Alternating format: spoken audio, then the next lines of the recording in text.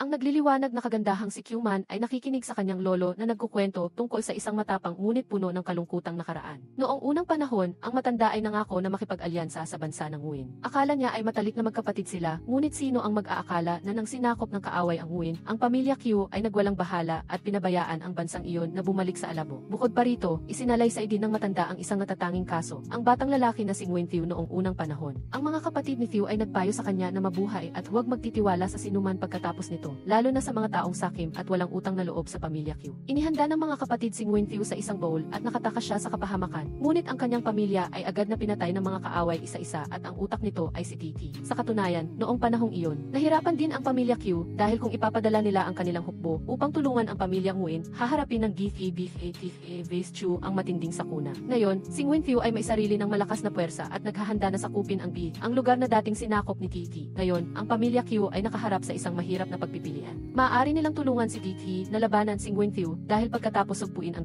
ang Chu ang susunod na target. Ngunit kung tutulungan nila ang pamilya T na iyon, makikipagtulungan sila sa kanilang mga krimen laban sa Nguyen Nam sa noong una. Ang lolo di lola ni Nguyen Thieu ay minsang nagmungkahi ng kasal para sa kanyang apo sa pamilya Q. Ngunit ang piliting pakasalan ang apo ng matinding kaaway ay mas mahirap pa kaysa sa paglipad sa langit. Matindi ang labanan, ngunit ilang miyembro ng pamilya Q ay naglalaro pa rin sa tabing ilog, tulad ng babaeng ito, si Q. Sa simula, masigla at inosente pa rin si Q, ngunit nang marinig niya ang tungkol sa pagpapakasal kay Nguyen Thieu upang matapos ang digmaan, nag-iba ang kanyang ekspresyon. Hindi rin mapalagay si Q-Man dahil ngayon, dumating si Ludim, ang prinsipe ng Denhai, na may dalang regalo upang manligaw. Sa kabila ng pagiging isang kilalang pamilya, napakasimple ng mga regalong dinala ng pamilya Lu, at walang sinuman sa pamilya Q ang tumulong kay Q-Man. Sa larangan ng digmaan, si Nguyen Thieu at ang kanyang mga general ay kumakain at nagpapahinga pagkatapos ng maraming araw ng paglaban. Sa oras na ito, dumating ang tagapayo ng militar na si Chen Zhichen upang ibigay sa kanya ang liham mula sa kanyang lola na nag-aayos ng kasal niya sa panganay na anak na babae ng pamilya Q. Gusto niyang pigilan ang pakikipagtulungan ng pamilya Q at DT, ngunit hindi ito pinansin ni Nguyen Thieu. Ang tanging nasa isip niya ay patayin si DT at lipulin ang pamilya Q. Agad siyang kumilos, sinakop ni Nguyen Thieu ang ng napakadali. Nang gabing iyon, nagkasama sa pagtulog sina Q-Man at EQ, ngunit pareho silang hindi makatulog. Narinig ni EQ ang isang ingay, tumakbo palabas, at natuklasan si Kiki, ang matangkad, maitim, at mabahong tagapangalaga ng kabayo na mahal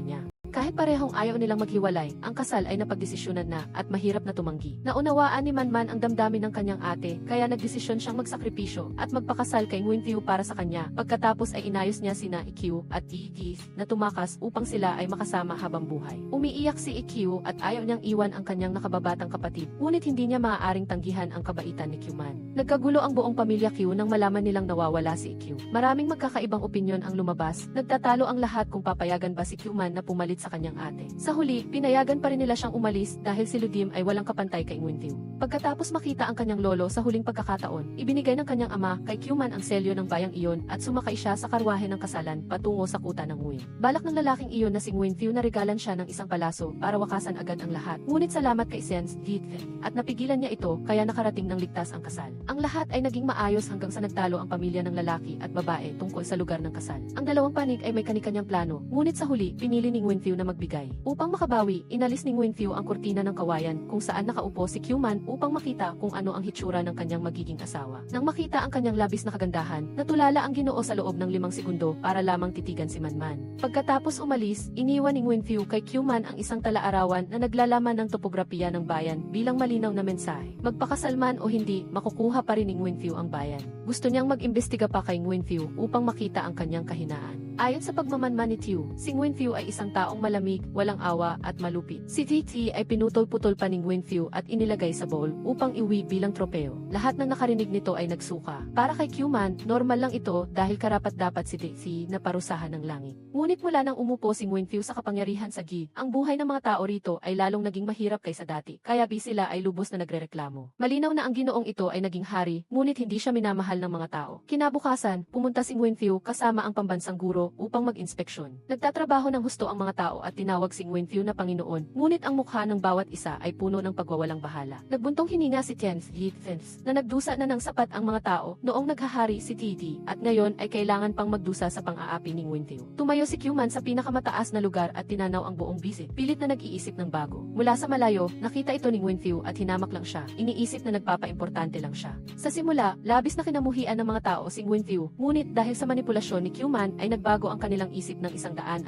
degrees. Mas Mas masipag silang nagtrabaho kaysa dati na may masiglang kalooban. Alam ni Nguyen Thieu ito, ngunit hindi nagbago ang kanyang ekspresyon at hinanap niya ang kanyang asawa. Sa oras na ito, si Q-Man ay nakatanggap ng maraming regalo mula sa kanyang mga tagahanga. Agad na yumukod si Q-Man nang makita si Thieu at naging maingat din siya sa pagsasalita upang hindi magkaroon ng butas. Gayunpaman, sa mata ni Nguyen Thieu, ang babaeng nasa harap niya ay isang artista lamang at hindi na siya papayag na lokohin pa siya ng pamilya Q. Nang gabing iyon, ikinuwento ni Thi Trong, isang veteranong residente ng Bihe, ang tungkol sa pader ng mga mamamayan doon. Sa madaling salita, ang pader na ito ay parang isang libingan para sa mga namatay sa digmaan. Maraming beses nag-utos si Nguyen Thieu na sirain ito, ngunit tinutulan ng mga tao. Nagbigay din si Thi Trong kay Q-Man ng isang prayer card. Galit na galit si Nguyen Thieu nang makita niya na ang pader ay buo pa rin. Kahit pinayuhan ng National Master, hindi pa rin pinansin ni Nguyen Thieu. Hindi na nakapagtimpi, si Thi, ang mahistrado ng Bihe, ay kinuha ang kanyang sandata at nagtangkang makipag-away sa Panginoon, ngunit nabigo siya. Galit na galit si Nguyen Thieu at balak siyang patayin, ngunit salamat kay Sen Thi at namagitan siya. Sa huli, si Thi ay may nagawang mabuti para sa mga tao ng Bihe sa loob ng maraming taon. Kinabukasan, dinala si Thi sa bitayan upang tanungin. Dahil siya ay isang matuwid at tapat na tao, si Thi ay protektado ng mga tao. Napakainit ng kapaligiran. Dahil wala nang ibang paraan, kumilos si Q-Man, naging masamang babae at nagbigay ng mungkahi upang mailigtas si Thi at mabigyan si Nguyen Thieu ng paraan para umatras. Bagamat siya ay binato ng mga tao at tinutukan ng espada ni Nguyen Thieu, nagtagumpay pa rin ang kanyang plano. Ngayon, mas naging maganda ang tingin ng mga tao sa Panginoon na ito. Kaya si Q-Man ang naging pinakakinasusulong tao sa Bihe at kailangan siyang manatili sa altar para umiwas sa mga bato. Si Nguyen Thieu ay nanatiling walang emosyon, ngunit may puso pa rin siyang nagdala ng gamot sa kanyang asawang hindi tunay. Bilang pasasalamat, buong kabaitan na ibinigay ni Q-Man kay Nguyen Thieu ang prayer card ni Thi Trong. Sa kabila ng kanyang panlabas na anyo, bilang isang walang damdamin na tao, si Nguyen Thieu ay palaging nag-aalala para sa mga tao ng Bihe. Ang pader na gusto niyang sirain ay naglalaman ng maraming kalungkutan at galit ng digmaan, kaya ginais ni Nguyen Thieu na burahin ang masasamang alaala na iyon ng Bihe, upang ang lahat ay tumingin sa isang mas maliwanag na hinaharap. Ang kanyang madamdaming pananalita ay matagumpay na nakumbinsi ang lahat. Ngunit nang makita niya ang mga labi ng kanyang lolo sa malapit, ang apoy ng pagkapuot ay muling sumiklab sa kanyang puso. Itong nakaraang ilang araw, naniwala si Q-Man na naiintindihan na niya si Nguyen Thieu, kaya ibinigay niya ang talisman ng bayan sa kanya. Sino ang mag-aakala na ang kapalit ng kanyang kabaitan ay ang utos na paalisin si Q-Man sa Bihe? Nawala ng salita si Q-Man, ang kanyang mukha ay puno ng pagkabigo. Ngunit para kay Nguyen Thieu, ito ay paghihiganti para sa pamilya Q. Lubos na hindi nasiyahan si Thi nang malaman ang tungkol dito, na nagsasabing masyadong padalos-dalos ang Panginoon sa pagtanggi sa kasunduan na ito. Nanatiling kumbinsido si Nguyen Thieu na makukuha niya ang bayan sa kanyang sarili dahil ang tanging nasa isip niya ay ang dalawang salita paghihiganti. Kahit na buong puso siyang pinayuhan, ang mga salita ng National Master ay parang tubig na tumutulo sa dahon ng gabi para kay Nguyen Thieu. Nang malaman ng buong lungsod na pinalaya si Q-Man, sinalubong nila siya ng mainit na pagtanggap ng bulok na itlog at suka. Pagkaalis ng kanyang karwahe sa Bihe, ay bigla itong pinalibutan ng mga sundalo ni Ludim. Kahit nakalabas sa bibig ng tigre, ngayon ay nahulog naman si Q-Man sa kuweba ng lobo. Hindi gaanong naging epektibo ang kanyang plano. Kailangang makuha ni Ludim si Q-Man kung gusto niyang kunin ang bayan. Nagkagulo ang pamilya Q nang marinig ang balita tungkol kay Manman, kaya gusto nilang magpadala ng tao sa bayan upang sunduin siya. Ngunit dahil sa matigas na ugali ni Manman ay walang saysay ito. Nang marinig ang balita, nagplano si Q na bumalik upang tumulong. Naghanda si Nguyen Thieu na salakayin ang bayan kinaumagahan. Tumakbo si Tian Zhengu upang ipaalam na nagtatanggol na ang hukbo ni Ludim sa bayan mula pa noong hapon. Pagkarinig nito, napagtanto ni Nguyen Thieu na kayang buksan ni Q-Man ang tarangkahan ng lungsod ng walang seal. Galit na galit si Nguyen Thieu at pinahahanap si Q-Man dahil inakala niyang nagtraidor siya at nakikipagsabwatan kay Ludim. Bukod pa rito, binabagabag si Q-Man ng bangungot kaya hindi siya makatulog. Ang eksena kung saan dinadala ni Nguyen Thieu ang kanyang espada upang lipulin ang pamilya Q ay labis na nakakatakot sa kanya. Ngayon, si Manman lang ang makakapagligtas sa buong pamilya. Gustong pag-usapan ni Ludim ang tungkol sa kasal. Pinilit din siya ng kanyang tiyuhin dahil makukuha lang ng pamilya Lu ang bayan kung makukuha nila si Q-Man. Naintindihan ni Q-Man ang kanilang mga intensyon kaya sinadya niyang magpatagal. Ang mahistrado ng bayan na si Ian Value ay nagpunta upang hanapin si Q-Man ngunit pinalayas. Alam niyang hawak ni Nguyen Thieu ang seal ng bayan kaya sinadya ni Ludim na magpakalat ng maling balita tungkol kay Nguyen Thieu gamit ang mga tao bilang kanyang chess pieces sa digmaang ito. Nang naglalakad sa lungsod, naintindihan ni Q-Man ang masamang balak ni Ludim kaya hinanap niya si Ian. Kung hindi nagmamalasakit si Ludim sa mga tao, kailangang pigilan siya sa anumang paraan. At si Nguyen Thieu ay isa sa alang-alang mamaya. Pagkatapos magtanong ng daan patungo sa kanal Livnin, umalis si Q-Man. Sinundan siya ni Ludim upang kumbinsihin si Q-Man na magpakasal sa kanya. Nagmungkahi siya ng isang planong hindi gaanong madugo, ngunit natuklasan niyang hindi lang si Nguyen Thieu ang gusto niyang talunin, kundi balak din niyang sirain ang ng beef. Nang makitang hindi siya pwedeng maging malumanay, inihayag ni Ludim ang kanyang tunay na kalikasan at ikinulong ang buong grupo ni Q-Man. Sa labas ng lungsod, opisyal na nagsimula ang labanan sa pagitan ng panig ni Nguyen-Phu at ni Ludim. Matindi ang labanan ng dalawang panig. Ang bayan ay madaling ipagtanggol at mahirap salakayin. Bukod pa rito, ang panig ni Ludim ay mayroon ding mga taong lumalaban kaya hindi kakaunti ang nawala sa hukbo ng Nguyen. Gusto ni Q-Man na gumawa ng isang bagay upang pigilan ang digmaan. Nakatakas si Lumin sa kulungan, ngunit muntik na siyang mamatay. Nakakita siya ng maraming sako ng sulfur na tinatago ng hukbo ni Lu. Nang malaman ang sikreto ni Ludim na gumamit ng atake ng apoy, ang panig ni Nguyen-Phu ay madaling nakakuha ng bayan. Tumakbo si Thieu upang humingi ng tulong sa grupo ni General Nguyen Ilans dahil natatakot siyang baka binihag si Q-Man ni Ludim. Sa simula, inakala ng mga sundalo ni Nguyen na kasabwat si Q-Man ni Ludim, ngunit nagulat sila nang malaman na siya mismo ang sumira sa sulfur storage ng kaaway.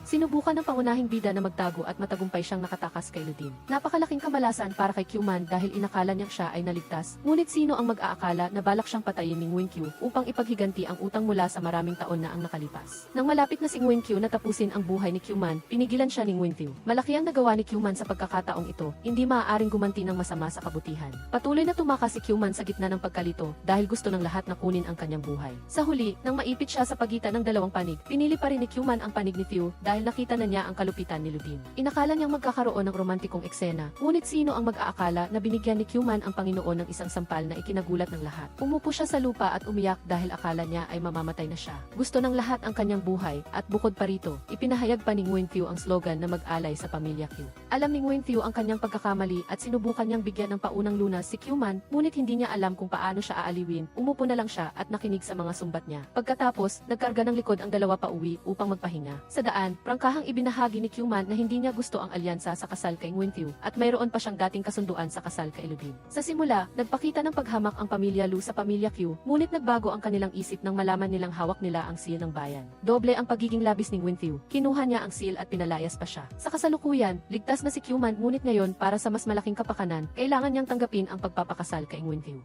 Sa kabilang banda, pumanaw na rin ang lolo ng pamilya Q pagkatapos ng maraming araw na pakikipaglaban sa sakit at pagkatapos bigyan ng sapat na tagubilin ang kanyang mga apo. Kasalukuyan, ang bayan ay nasa ilalim na ng Nguyen-Phu, ngunit ang mga tao ay na-brainwash na ni Ludim kaya kinamumuhian nila siya. May isang magandang solusyon at iyon ay ang gawing peace envoy si Q-Man, gayunpaman, hindi sumang-ayon si Nguyen-Phu. Dahil likas siyang malamig, pinapunta ni Nguyen-Phu ang kanyang mga general upang kumustahin si Q-Man. Ngunit si Q-Man ay hindi nagbigay ng pahinga sa sinuman, araw-araw niyang pinapaalis si Q upang itaboy sila. Ang buong grupo ni Nguyen-Phu ay parang pating sa larangan ng digmaan, ngunit sa usapin ng pag-ibig, sila ay parang maliit na isda lamang. Pinilit niyang dalhin ang kanyang espada upang takutin si Q-Man para matapos na ang usapan, ngunit laking gulat nila nang makita siyang umaalis kasama si Kiki Kid at Q. Akala nila ay tataka si Q-Man, ngunit ang totoo ay pupuntahan niya ang kanyang ate. Nalaman ni EQ ang lahat ng isinakripisyo ng kanyang nakababatang kapatid para sa kanya, kaya gusto niyang bumawi. Naintindihan ni Q-Man ang intensyon ng kanyang ate, kaya nagkunwari siyang mailihim na pag-ibig kay Nguyen-Phu at nagkwento ng maraming magagandang katangian niya. Naririnig ni Phu mula sa malayo at nahihiya at natutuwa siya. Pagkatapos, nagpaalam ang magkapatid na Q na mailuha sa mata. Nagsimula na ring magkaroon ng ibang pananaw ang grupo ni Nguyen-Phu kay Q-Man. Kahit papaano, siya ay tapat at mapagmahal, hindi tulad ng palagi nilang iniisip tungkol sa mga tagapamilya Q.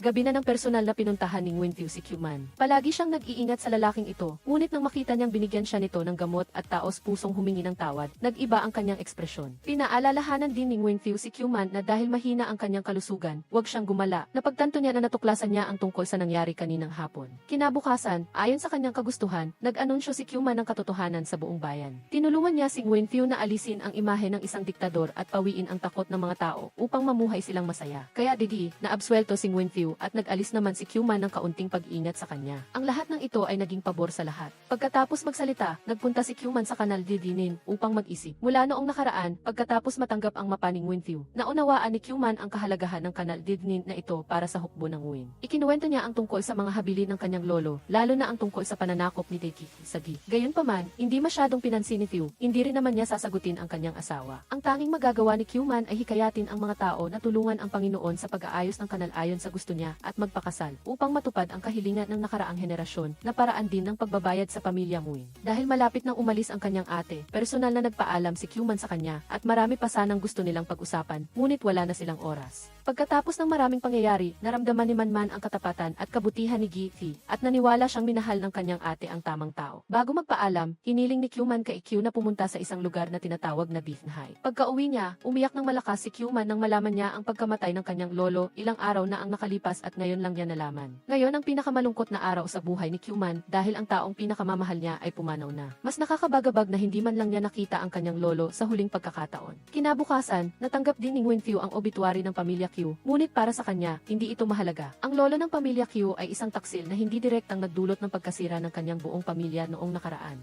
Naunawaan ng lahat na ang pamilya Q ay gumagawa ng ganitong paraan upang pigilan ang kasal ni Theo at Man. Nagkita agad ang dalawa upang mag-usap. Hindi mahalaga kay Winfiu kung ano ang gusto ng pamilya Q. Ang mahalaga ay ang desisyon ni Q Man. Pagkatapos mag-isip, nagdesisyon siyang ituloy ang kasal dahil iyon ang pinakamalaking hiling ng kanyang lolo bago siya pumanaw. Walang maraming salita, tumakbo si Winfiu sa kagubatan at binigyan siya ng divinka bilang panukala ng kasal. Opisyal na naganap ang kasal, ngunit para kina Q Man at sa kanyang mga tagasunod, hindi ito masaya. Habang naghahanda ang bagong kasal na pumunta sa Ancestral Hall, napuno ng pagkapuot si Winfiu sa pamilya Q nang makita niya ang mga tribute tablets ng kanyang mga ninuno. Sa pangkalahatan, ang kasal ni Theo at Man ay nagpatuloy ng maayos kahit na sa simula ay medyo magulo. Pangkasal, ngunit ilang salita lang mula sa kanyang asawa ang natanggap niya bago ito umalis. Pagkaalis ni Winfiu, umaapaw ang damdamin ni Q Man habang inaalala ang pagpanaw ng kanyang lolo. Ito ang huling araw na pwedeng magluksa si Q Man para sa kanyang lolo dahil kapag naging manugang na siya ng bansa ng Nguyen, wala na siyang pagkakataon. Kinabukasan, umalis ang grupo ng mga sundalo sa bayan pabalik sa bansa ng Nguyen. Ang daan ay mapanganib at umuulan, ngunit walang balak si Winfiu na huminto upang magpahinga. Ang grupo ay nagmarch sa araw at gabi at sa wakas ay nakarating sa kuta ng Bacon. Agad na sinalubong ang tarangkahan ng lungsod ni Edith, ang nakababatang kapatid ni Winfiu. Ngayon ay ang seremonya ng pag-aalay sa mga ninuno ng pamilya Nguyen, kaya hindi pinayagang makapasok si Q Man sa lungsod. Tanging pagkatapos lamang matapos ang seremonya, hiniling ni Winfiu kay Edith na salubungin ang kanyang hipag sa lungsod. Para masigurong ligtas siya, hiniling din niya sa kanyang 4 na general na magbantay sa labas ng tarangkahan upang protektahan si Q Man. Lahat ng tagasunod niya ay hindi nasisiyahan, ngunit naintindihan ni Q Man ang dahilan kung bakit ginawa iyon ni Winfiu. Tungkol naman sa pangunahing bida, mabilis siyang pumunta sa Ancestral Hall upang magbigay-pugay pagkatapos ng trahedya 14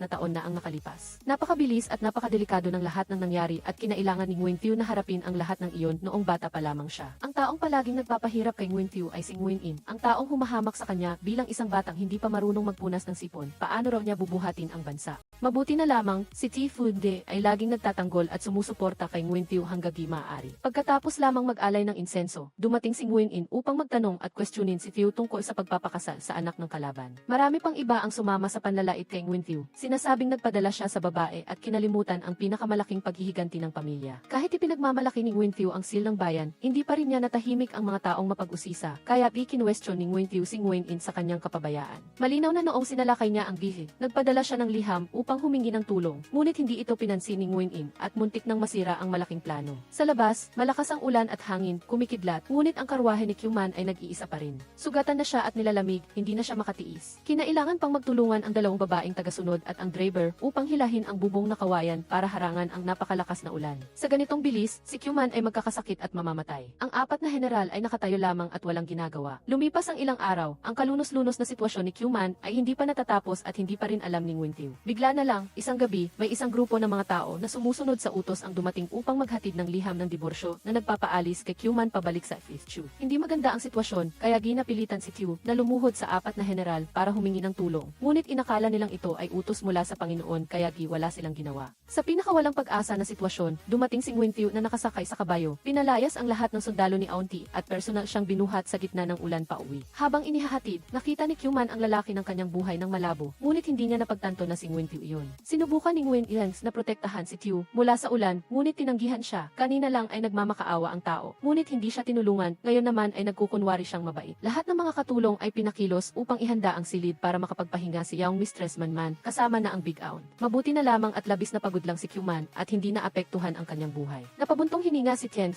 Zen at pinayuhan ang Panginoon na bisitahin ang kanyang asawa kapag gumaling na ito. Pagkaraan ng 2 araw, nagising si Q Man mula sa kanyang pagkahimatay at ikinuwento sa kanya ni Q To ang lahat. Nasa silid na sila ngayon ni Winfiu. Nang makita si Winfiu na bumibisita, sinadya ni Q Man na magkunwari na may sakit upang makuha ang atensyon ng taong walang emosyon sa harap niya. Galit na galit ang pamilya Pirete dahil hindi nila maalis si Q Man. Balak ng bata na si Aegis na bigyan ang bagong hipag ng silid sa isang annex, ngunit sino ang mag-aakala na si Winfiu ang pumunta doon? Tiningnan niya ang silid na parang isang lumang bodega at nawalan siya ng masabi. Kinabukasan, masigasig na nagdala si Aegis ng damit upang pagsilbihan ang kanyang kausin. Ngunit nang makita niyang lumabas si Q Man mula sa silid ni Winfiu, natulala siya sa loob ng 5 segundo. Sa kabilang banda, nagising din si Winfiu, ngunit hindi siya makatulog sa bodega na iyon at pagod ang buong katawan niya na na parang galing sa labanan. Galit na galit si Auntie nang malaman niyang pinalaya ng kanyang minamahal na anak si Q-Man. Kinamumuhian niya ang pamilya Q, kaya hindi niya matanggap ang galit na ito. Ang pagtatayo ng kanal ZTE ay nagpapatuloy ng maayos ayon sa kalkulasyon ni Winfield. Maingat din siyang nagpadala ng mas maraming sundalo upang magbantay sa bayan dahil ito ay isang mahalagang kuta. Pagdating ng gabi, nakita pa rin ni Winfield si Q-Man doon. Balak niya sana siyang paalisin, ngunit napakahusay ng pag-arte ni Q-Man kaya lumambot ang puso ni Few at pinayagan niya ang kanyang asawa na manatili ng isa pang araw. Ngayon ay nagdaos ng malaking pagpupulong ang pamilyang Nguyen.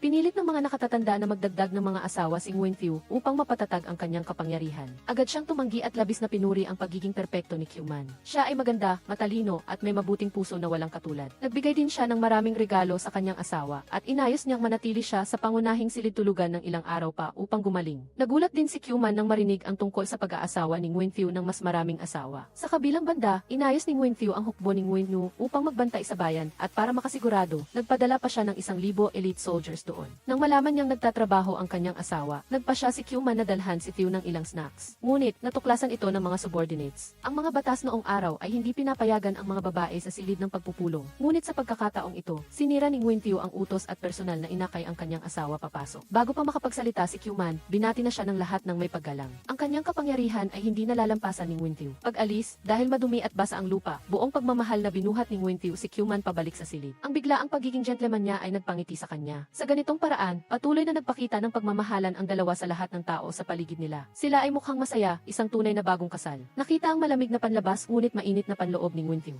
Si Q-Man ay nag-invest din ng masusing pagsisiyasat sa kanyang eating habits upang makagawa siya ng masarap na midnight snack. Ngayon ang araw ng opisyal na pagpapakilala ni Q-Man sa pamilya ng kanyang asawa. Ang kanyang pakiramdam ay parang nakaupo sa ibabaw ng apoy, laging nababalisa, ngunit sa kabutihang palad, si Nguyen Few ay nasa tabi niya at naging isang matibay na kalasag para sa kanyang asawa. Ang lolo di lola ay ang nagtulak sa kasal, kaya wala siyang intensyon na pahirapan siya. Sa katunayan, nagpalitan pa sila ng mga regalo ng may pagmamahal. Sa kabilang panig, nagpadala si Q-Man ng liham sa kanyang ate upang ipaalam na siya ay maayos. Umiti si Q ng masaya dahil maayos ang kanyang nakababatang kapatid. Bagamat mahirap ang buhay niya at ni Gifi, palagi silang masaya dahil natagpuan nila ang tunay na pag-ibig ng kanilang buhay. Ang dalawang taong may magkaibang pinagmulan at katayuan ay nagbigay pa rin ng matamis na halik sa isa't isa. Matapos magbigay pugay sa lolo di lola, ang susunod na pagsubok ni Q-Man ay ang kanyang biyenan na siya ring Auntie. Sinasadya niya laging pahirapan si Q-Man dahil si Aiden Gis ang pinakapaborito ni Auntie Chu. Dahil alam niya ito, kalmadong hinarap pa rin ni Q-Man ang matanda at nagmamadaling umalis. Sa Gifi's High, nagtatrabaho pa rin ang lahat tulad ng dati, ngunit biglang mailumitaw na grupo ng mga sundalo na inaresto ang lahat ng binata upang sumali sa militar. Kahit ang 60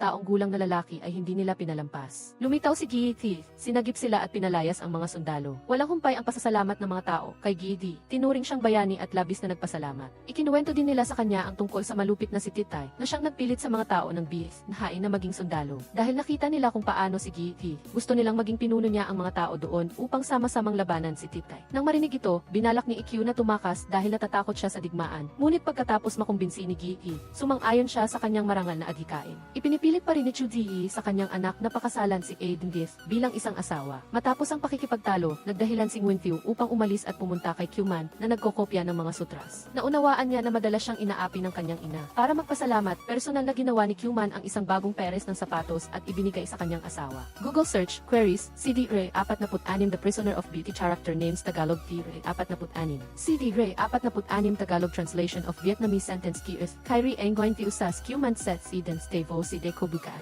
Ti Q-Man Say Ki Kain Vic Nguyen Few Di Chai Dente I Den Stinky Ang Sai Si Ki Du Rong Pins Vietnam So Q-Man SDV Ti Muxin Jip Ang Nui Si Es Chu Ti Zaf Esi and Ti Ref Dedi Inting Nguyen Few Bong Biki Dan Di Si Vic Q-Man Cho Ta Thoy Miravo Di Dance Den Vi and Dis Mivo Lidi Estinis Si Tamang Ki Is Impies Chu Biu Kali Set Is Hi Vi Q-Man Es House Nguyen Few Biak Bihis Nhai Kos Chin Ja Kon Ni Itius Si Tita Din Ra Soon Tuhay Kon Yedim Hakagiti Jin Chin Pidel Si Tigre 46 Bago umalis, pinaalalahanan ni Ruan Xiao si Kiao Man na bawal niyang galawin ang kanyang treasure box. Nang gabi, nag-alangan si Kiao Man nang marinig na tumanggi si Ruan Xiao na tumanggap ng concubine. Baka may kaunting damdamin na siya para sa akin. Kinabukasan, pumunta si Kiao Kiao Man sa lola ancestor na mother para humingi ng tulong at pinuntahan naman ng lola si Madam Zhu para turuan ng leksyon na hindi malilimutan. Ngayon, binawasan na ni Ruan Xiao ang kanyang pag-iingat kay Kiao Man. Hinayaan niya itong makapasok at makalabas ng silid aklatan ng malaya. Ngunit sino ang mag-aakalang si Chuyu ang pumasok? May dalang merienda para sa pinsan older male cousin niya at nagbihis pa ng eksaktong kapareho ni Kiao Man para akitin si Ruan Xiao. Sa gilid ng labanan, naganap ang digmaan sa pagitan ng mga hukbo ni PC at Sutay. Pagkatapos ng ilang sandali, nanalo ang mga matuwid na hukbo ni Pisay. Sumulat si Dakiao sa bahay at humingi ng tulong sa Kiao clan Kiaora. Dahil dito, nahati ang pamilya sa dalawang panig. Kalahati ay sumuporta at kalahati ay tumanggi. Kinabukasan, biglang nagalit si Ruan Xiao nang mabuksan ang kanyang minamahal na kahon. Marami itong bakas ng gasgas. Sa galit, pinagbintangan niya si Kiao Man at sinakal siya, muntik nang mawalan ng malay. Matapos magpaimbestiga sa mga katulong, siya mismo ang nagbukas ng kahon nang may kasanayan sa harap ni Ruan Xiao, na nagpatahimik sa lahat sa paghanga. Gumamit siya ng matatalim na salita, ngunit puno ng paninisi kay Ruan Xiao, na nagpanganga at nagpatahimik sa kanya. Gayunpaman, naintindihan din niya si Xiao dahil ang kahon ay naglalaman ng mga alaala ng kanyang yumaong ama at nakatatandang kapatid, kaya itinuturing niya itong walang katumbas na kayamanan. Google search, queries, CD Ray 46 The Prisoner of Beauty Character Names Tagalog Ruan Xiao Kiao Manchu Shai TV Ray 46 CD Ray 46 Tagalog Translation of Vietnamese Sentence Going to Vadinset and Gi Vadilig Dens Likay Si Idati and Endin Ragi No Tugan Ins Kadnan Trong Kai Chufun Dik ang Banvai is Endis 150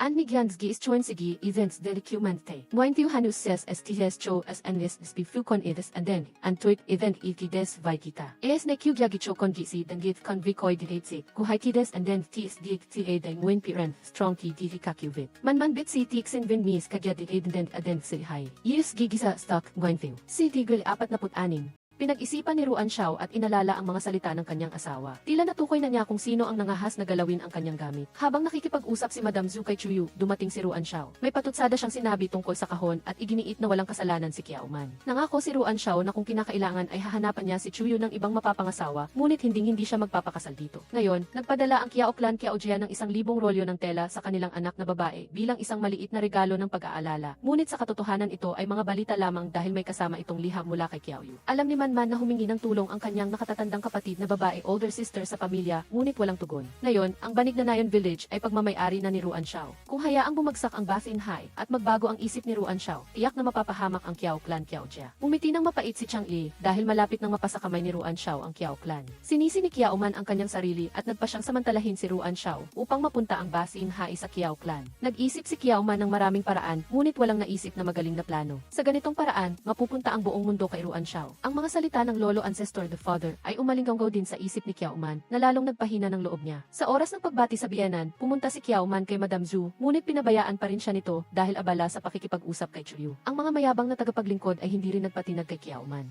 Kakagaling lang ni Ruan Xiao sa trabaho, inasikaso na agad ni Kiao Man ang hapunan at inayos pa ang sapatos na nagkamali ng gawa ni Madam Zhu. Nagkasakit si Madam Zhu at gusto niyang makita ang kanyang anak at binigyan niya si Ruan Xiao ng mahabang sermon buong hapon. Pagsapit ng gabi, habang nagmi-meeting siya ng mahahalagang bagay kasama ang pambansang guro, ang nasa isip ni Xiao ay ang mga salita ng kanyang ina. Nag-aalala pa rin siya at hindi niya maintindihan kung ano ang pag-ibig, at kahit ang strategist ay sinabihan lang si Xiao na siya mismo ang maghanap ng sagot. Kinabukasan, balak ni Kiao Man na bumati sa lola ancestor na mother, ngunit naghihintay na pala si Ruan Xiao sa labas para sumama sa kanya. Pagdating sa lugar na maraming tubig, balak ni Ruan Xiao na maging maginoo tulad ng dati, ngunit nauwi sa pagkukunwari na nag-ehersisyo siya dahil sa pagkapahiya. Pagkabalik sa kanyang silid-trabaho, naaalala na naman ni Xiao ang kanyang asawa, kaya inutusan niya si Xiao Tan na papuntahin si Kiao Man para ipagluto siya ng pagkain. Sa kasamaang palad para sa kanya, dumating si Kiao Man, ibinigay ang pagkain kay Xiao Tan at umalis ng walang imik. Gabi na, hindi sumuko si Ruan Xiao at muling inutusan si Kiao Man na dalhan siya ng merienda sa pamamagitan ng tagapamagitan. Balak ni Kiao Man na ipakiusap kay Xiao Zhao at Xiao Tan, ngunit nagkunwari silang abala at umalis agad upang iwanan ang mag-asawa na mag-isa. Sa pagkakataong ito, nagpakita ng galing si Xiao sa pagbibigay ng regalo kay Kiao Man, isang napakagandang sandalan ng kamay. Sa paghula na may konting pagbabago ng damdamin si Ruan Xiao, nagpatuloy si Kiao Man na samantalahin ang sitwasyon sa pamamagitan ng pagbili ng buong orkestra para magpakitang gilas at hintayin si Xiao na kumain. Nagreklamo si Kiao Man na namumuhay ng mahirap at miserable ang kanyang nakatatandang kapatid na babae, kaya naunawaan siya ni Ruan Xiao at pumayag na tulungan siyang mag-ayos ng mga gamit para kay Kiao. Kaya, pumunta si Ruan Ju sa Basin High at sinamantala ang pagkakataon upang tignan kung may kakaiba. Naglibot si Ruan Ju at hindi sinasadyang nakita si PC na nangangaso. Matapos silang magkakilala, tinapos ni Ruan Ju ang kanyang misyon bilang tagadala. Pinayuhan ni Kiao Man si Kiao na gamitin ang tropa ni Ruan Ju upang tulungan ang mga hukbo ni PC na buksain ang grupo ni Xutai at gawing teritoryo ng Kiao clan Kiao Jia ang Basin High. Nagulat si Ruan Xiao nang marinig niya na si PZ ay naging komandante ng Basin High dahil magkaibigan silang dalawa. Ngayon, ang pag-aari ng Basin Hai sa Ruan Clan Ruanjia o sa Kiao Clan Kiaojia ay lubos na nakasalalay sa desisyon ni Pisay. Sa pagkaalam na tiyak na may kinalaman ito kay Kiao Man, pinuntahan siya ni Ruan Xiao para tanungin. Akala niya ay malalagot siya, ngunit napakagaling magsinungaling ni Kiao Man at walang iniwang anumang butas. Nang aalis na si Xiao, sinamantala ni Kiao Man ang pagkakataon na regaluhan siya ng bagong bilhing unan. Sa unan, ayon sa kanya, ay mga larawan ng mag-asawa na may 100 taong kaligayahan. Sinabi ni Kiao Man na pinili lang niya ng walang pakundangan, ngunit nagkataon lang na ganito. Namula siya sa hiya at hindi alam kung paano magpaliwanag. Dinala ni Ruan Xiao ang unan sa mga general. Iginiit na nagkataon lang ang nangyari kina Pisi at Sutay. Hindi mapupunta ang Basin Hai sa Kiao Clan. Kinabukasan, magkasamang nangaso ang mga hukbo ni Pisi at Ruan Ju at ang ani ay higit pa sa inaasahan. Nagpadala ng mga taga-subaybay ang panig ni Sutay at nalaman nilang magkakampi na ang mga hukbo ni Pisi at ang Ruan Clan Ruanjia, kaya umatras sila dahil alam nilang mahihirapan sila. Dahil dito, naging teritoryo ito ng Kiao Clan Kiaojia, ayon sa plano ni Kiao Man. Nang magdala si Ruan Ju ng mga regalo pa uwi, pinagalitan siya ni Ruan Xiao nang walang tigil dahil nakatanim na ang bandila ng Kiao Clan sa Basin Hai. Lumuhod ang tatlong natitirang general at humingi ng tawad para kay Ruan Ju, habang ang pambansang guro ay naghanap ng dahilan upang imbestigahan si Kiao Man dahil hinala niya na ito ay pakanan niya. Noong una ay hindi naniwala si Ruan Xiao, ngunit napagtanto niya na masyadong tuso ang kanyang asawa, na ginawang posible ang imposible. Kaya nagplano na lang siyang sakupin muna ang Kiaogang at Basin Hai na lang ang isusunod, at ito ang magiging pagkakataon ni Ruan Ju na makabawi sa kanyang pagkakamali. Nagutos din si Ruan Xiao na mula ngayon, ang lahat ng bagay na galing kay Kiao Man ay dapat suriin niya upang maiwasan na maikutan na naman siya. Sa silid, nagsusulat ng sutra si Kiao Man nang magdala ang mga alipin ng maraming pagkain sa utos ni Ruan Xiao. Nagtanong siya tungkol sa nangyari kina Pisi at Basin Hai. Nang makita niyang nag-aalangan ang kanyang asawa, naunawaan niya na si Kiao Man ang nag-ayos ng lahat, ngunit hindi niya alam kung ano ang gagawin. Kahit na galit, hindi pa rin niya masisisi si Kiao Man at umalis at nag-iwan ng ilang banta. Nang marinig na naghahanda si Ruan Xiao na sakupin ang Kiaogang, muling nakipagkita si Kiao Man kay Chang'e. Nais nilang maghanap ng paraan upang kusang mapunta ang Kiaogang sa Yanzhou nang hindi na kailangang kalabanin ang Ruan Clan Ruanra. Kinabukasan, lumabas si Ruan Xiao kasama ang kanyang mga hukbo at hinatid siya ng kanyang asawa. Pagkatapos, pumunta si Kiao Man upang makita ang lola ancestor na mother. Hiniling lamang nito na mamuhay ng masaya ang kanyang mga apo at kalimutan ang buot. Pagkatapos ng 2 buwan, umuwi si Ruan Hao kasama ang kanyang mga general na nagwagi. Nasakop niya ang Kiaogang at tinalo ang paksyon ni Liu Yan. Nag-utos siya na ilipat ang kanyang mga gamit sa master bedroom at bumaba ang gabi. Humiga si Ruan Xiao upang matulog, ngunit nagkaroon ng panguwo. Ang demonyong nababagabag sa digmaan ay humugot ng espada at muntik nang mapatay ang kanyang asawa. Natakot si Kiao Man dahil lumabas lang siya para patayin ang ilaw. Kaya, nagpuyat muli ang mag-asawa. Tinawag ni Ruan Xiao ang pambansang guro para uminom ng alak at magkwentuhan. Kinabukasan, umuulan ng malakas at ang nakakatakot na alaala 14 na taon na ang nakakaraan ay nagbalik. Kaya nagtago si Ruan Xiao sa sulok ng silid na parang bata at humagulgol na nawala ang anyo ng isang Panginoon. Tinawag sana niya si Xiao Tao para tumulong, ngunit pinigilan siya ni Xiao. Sa huli, kinailangan ni Kiao Man na yakapin at panatilihing mainit ang mahina na puso ng kanyang asawa buong gabi. Pagkatapos, nakipagkita si Kiao Man sa pambansang guro at marami siyang naintindihan tungkol kay Ruan Xiao na hindi niya alam dati. Isang tao na malamig at walang awa, ngunit kung minsan ay mas mahina kaysa kaninuman. Dahil alam niyang takot ang kanyang asawa sa dilim, nagpalit si Kiao Man sa biswak upang mas maging maliwanag ang silid. Hindi inaasahan, inisip ni Madam Zhu na nagpapapansin ang kanyang manugang at pinagalitan si Kiao Man ng husto. Sa kabilang banda, habang nagtatalakay ng mahahalagang bagay si Ruan Xiao, dumating si Ruan Liang na may dalang liham mula kay Kiao Man na ipinadala sa Yanzhou. Maingat na sinuri ni Ruan Xiao, ngunit iyon ay liham lamang ni Kiao Man para sa kanyang tiyahin. Ang mas mahalaga ay liham ni Kiao Man na lihim na nagtatanong sa mga nakatatanda ng Kiao Clan Kiaora kung paano gamutin ang insomnia ni Ruan Xiao. Agad niyang hinanap si Kiao Man na sumusubok ng lahat ng uri ng incenses sa silid. Naintindihan ang mabuting intensyon ng kanyang asawa. Nangako si Ruan Xiao na bibigyan niya si Kiao Man ng pera para makapag-shopping ito, at umalis, naiwan ang grupo ni Kiao Man na naguguluhan. Dahil sa usapin ng concubine, nagpunta si Madam Zhu at pinilit si Kiao Man na kumbinsihin si Ruan Xiao para sa kanya. Naintindihan ni Kiao Man ang malalim na intensyon ng Madam Zhu at nagsimulang umarte. Iginiit na mahal niya si Ruan Xiao at desidido siyang hindi ito magkakaroon ng ibang babae. Nang marinig ito, nagalit si Madam Zhu at umalis, habang si Chuyo ay nagpumilit na mapakasal kay Ruan Xiao sa lahat ng paraan. Natural, sumang-ayon si Madam Zhu dahil mahal niya si Chuyo na parang sarili niyang anak. Gayunpaman, kung ayaw ni Ruan Xiao, paano nila pipilitin? Kaya, gumawa sila ng isang masamang balak. Sa kasalukuyan, ang kapaligiran sa pagitan ni Xiao at Man ay medyo awkward mula noong gabing tinamaan siya ng pampagana. Nahihiya si Xiao dahil muntik na niyang lapastanganin si Kiao Man at iniiwasan naman siya nito na parang salot. Mula nang mapalaya si Chuyo sa mansyon, parang wala sa sarili si Lady Chu buong araw at ibinaling niya ang kanyang galit kay Kiao Man. Sa pagkakataong ito, hindi nagpigil si Kiao Man at nagbigay ng mahabang sermon kay Lady Chu na ikinagalit at ikinagalit niya. Maliwanag Maliwanag na siya ang ina, ngunit hindi inalintana ni Lady Chu ang nararamdaman ni Ruan Xiao. Gusto lang niya itong sumunod sa kanyang mga plano. Dahil dito, napukaw ang kanyang damdamin sa matatag na saloobin at kilos ng babae. Ngayon, umuwi si Ruan Xiao mula sa pagtatrabaho sa lugar ng pagbitay at nakita pa rin si Kiao Man na abala sa pagsusulat ng mga sutra. Balak sana niyang pumasok at bisitahin ang kanyang asawa, ngunit ang kanyang damit ay puno ng amoy ng dugo, kaya nagpalit siya ng damit dahil alam niyang takot ang kanyang asawa sa dugo. Samantala, abala si Kiao Man sa pagtatahi ng bagong sinturon para kay Ruan Xiao. Sa hindi inaasahang pagkakataon, inutusan niya ang mama na maghanda ng hapunan para sa kanya kahit hindi niya alam kung nakauwi na ang kanyang asawa. Pagkatapos magpalit ng damit, bumalik si Ruan Xiao sa silid at sabay silang kumain ni Kiao Man. Iniling ng babae kay Xiao na huwag nang alalahanin ang nangyari noong nakaraang gabi. Nagbiro ang lalaki na nagpamula sa mukha ng babae. Pagkatapos kumain, sinubukan agad ni Ruan Xiao ang sinturong ginawa ng kanyang asawa. Paulit-ulit siyang nagreklamo, ngunit isinuot pa rin niya ito para ipagmalaki sa iba. Pagkatapos ng maraming nangyari, naramdaman ni Ruan Xiao na si Kiao Man ay isang taong mahirap hulaan. Nagpunta siya para hanapin ang pambansang guro upang humingi ng payo at nagkataon na ilang araw bago iyon, si Kiao Man mismo ang pumunta at humingi ng payo sa kanya. Inaasahan ni Gong Sunyang na mamumuhay ng natural at magkakasundo ang mag-asawa. Iginiit ni Ruan Xiao na mas mamahalin niya ang kanyang asawa, ngunit kailangan pa ring bayaran ang utang sa Kiao Clan Kiaozu. Sa pagkakataong ito, personal na pupunta si Ruan Xiao sa Yongning Canal para mag-imbestiga.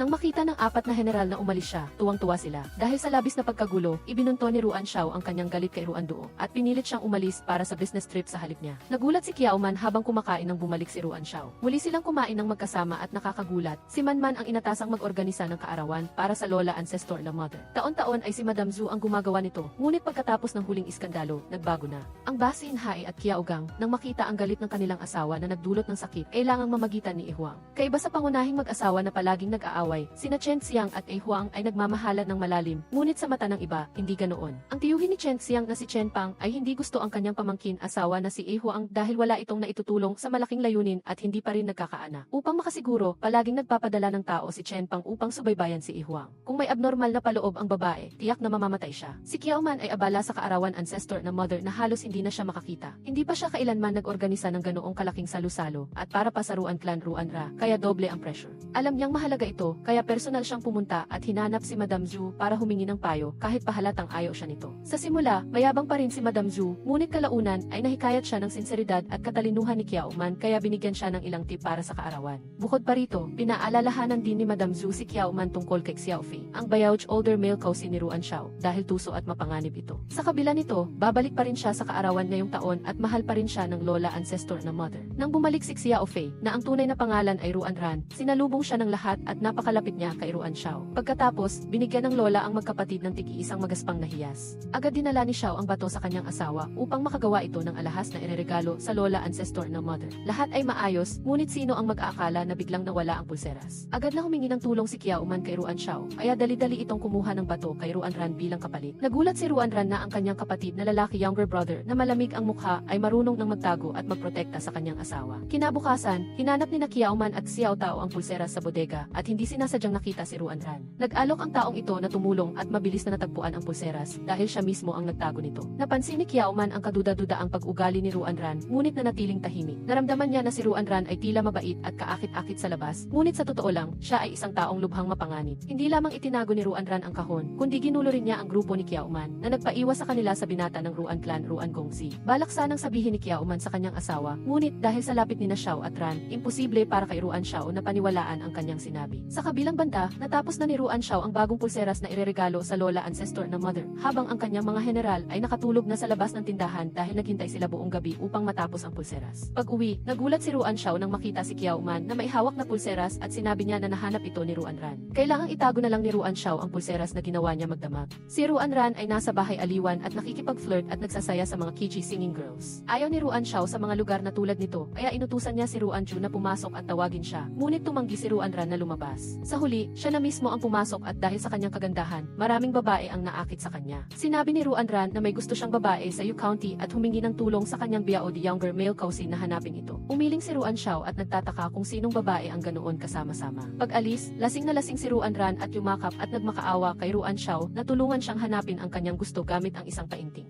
Nang umalis ang kanyang biao the younger male cousin, inutusan ni Ruanran ang kanyang tauhan na dalhin ang jade pendant na nakita niya kay Xiao at ihatid iyon mismo kay Kiao Man. Lumabas na ang taong ito ay isang espiya mula sa Bayanzu na inilagay ni Chen Pang upang unti-unting gibain ang imperyo ng Ruan clan Ruanra. Natukso siya ni Chen Pang at ngayon ay nagtatraidor siya sa kanyang pamilya at mga kaibigan. Pag-uwi, nalaman ni Ruan Xiao na nawawala ang kanyang jade pendant kaya inutusan niya si Xiao Tan na hanapin iyon. Nagpadala rin ang bahay aliwan ng gamit kay Kiao Man ngunit wala siyang reaksyon. Hinanap ng tatlong general ang babae sa utos ni Ruan Xiao, ngunit hindi nila alam kung sino iyon. Si Ruan Layang lang ang nakakita na medyo kamukha iyon ni Xiao Tao. Binanggit lang at nandyan na agad ang taong tinutukoy. Ngunit syempre, ang taong nasa larawan ay napakaganda at slim, paanong si Xiao Tao iyon? Habang pinapayuhan ng lahat si Kiao Man, bumisita si Ruan Xiao. Nagulat siya nang makita ang jade pendant sa kamay ng kanyang asawa at nagpumilit na ipagtanggol ang kanyang sarili. Nagkaroon sila ng hindi pagkakaunawaan dahil naghinala si Man na nagtaksil si Xiao. Ngunit hindi niya maintindihan kung bakit naging target siya ni Ruan Ran dahil ang larawan ay eksaktong-eksakto sa kanya. Gayunpaman, nagkasundo ang mag-asawa at sabay na pumunta upang bisitahin ang lola ancestor na mother. Pinatawag din ito si Ruan Ran para bumati. Muling tiningnan ni Ruan Ran si Kiao Man ang may pagnanasa at sa pagkakataong ito, ipinagtanggol na ni Xiao ang kanyang asawa.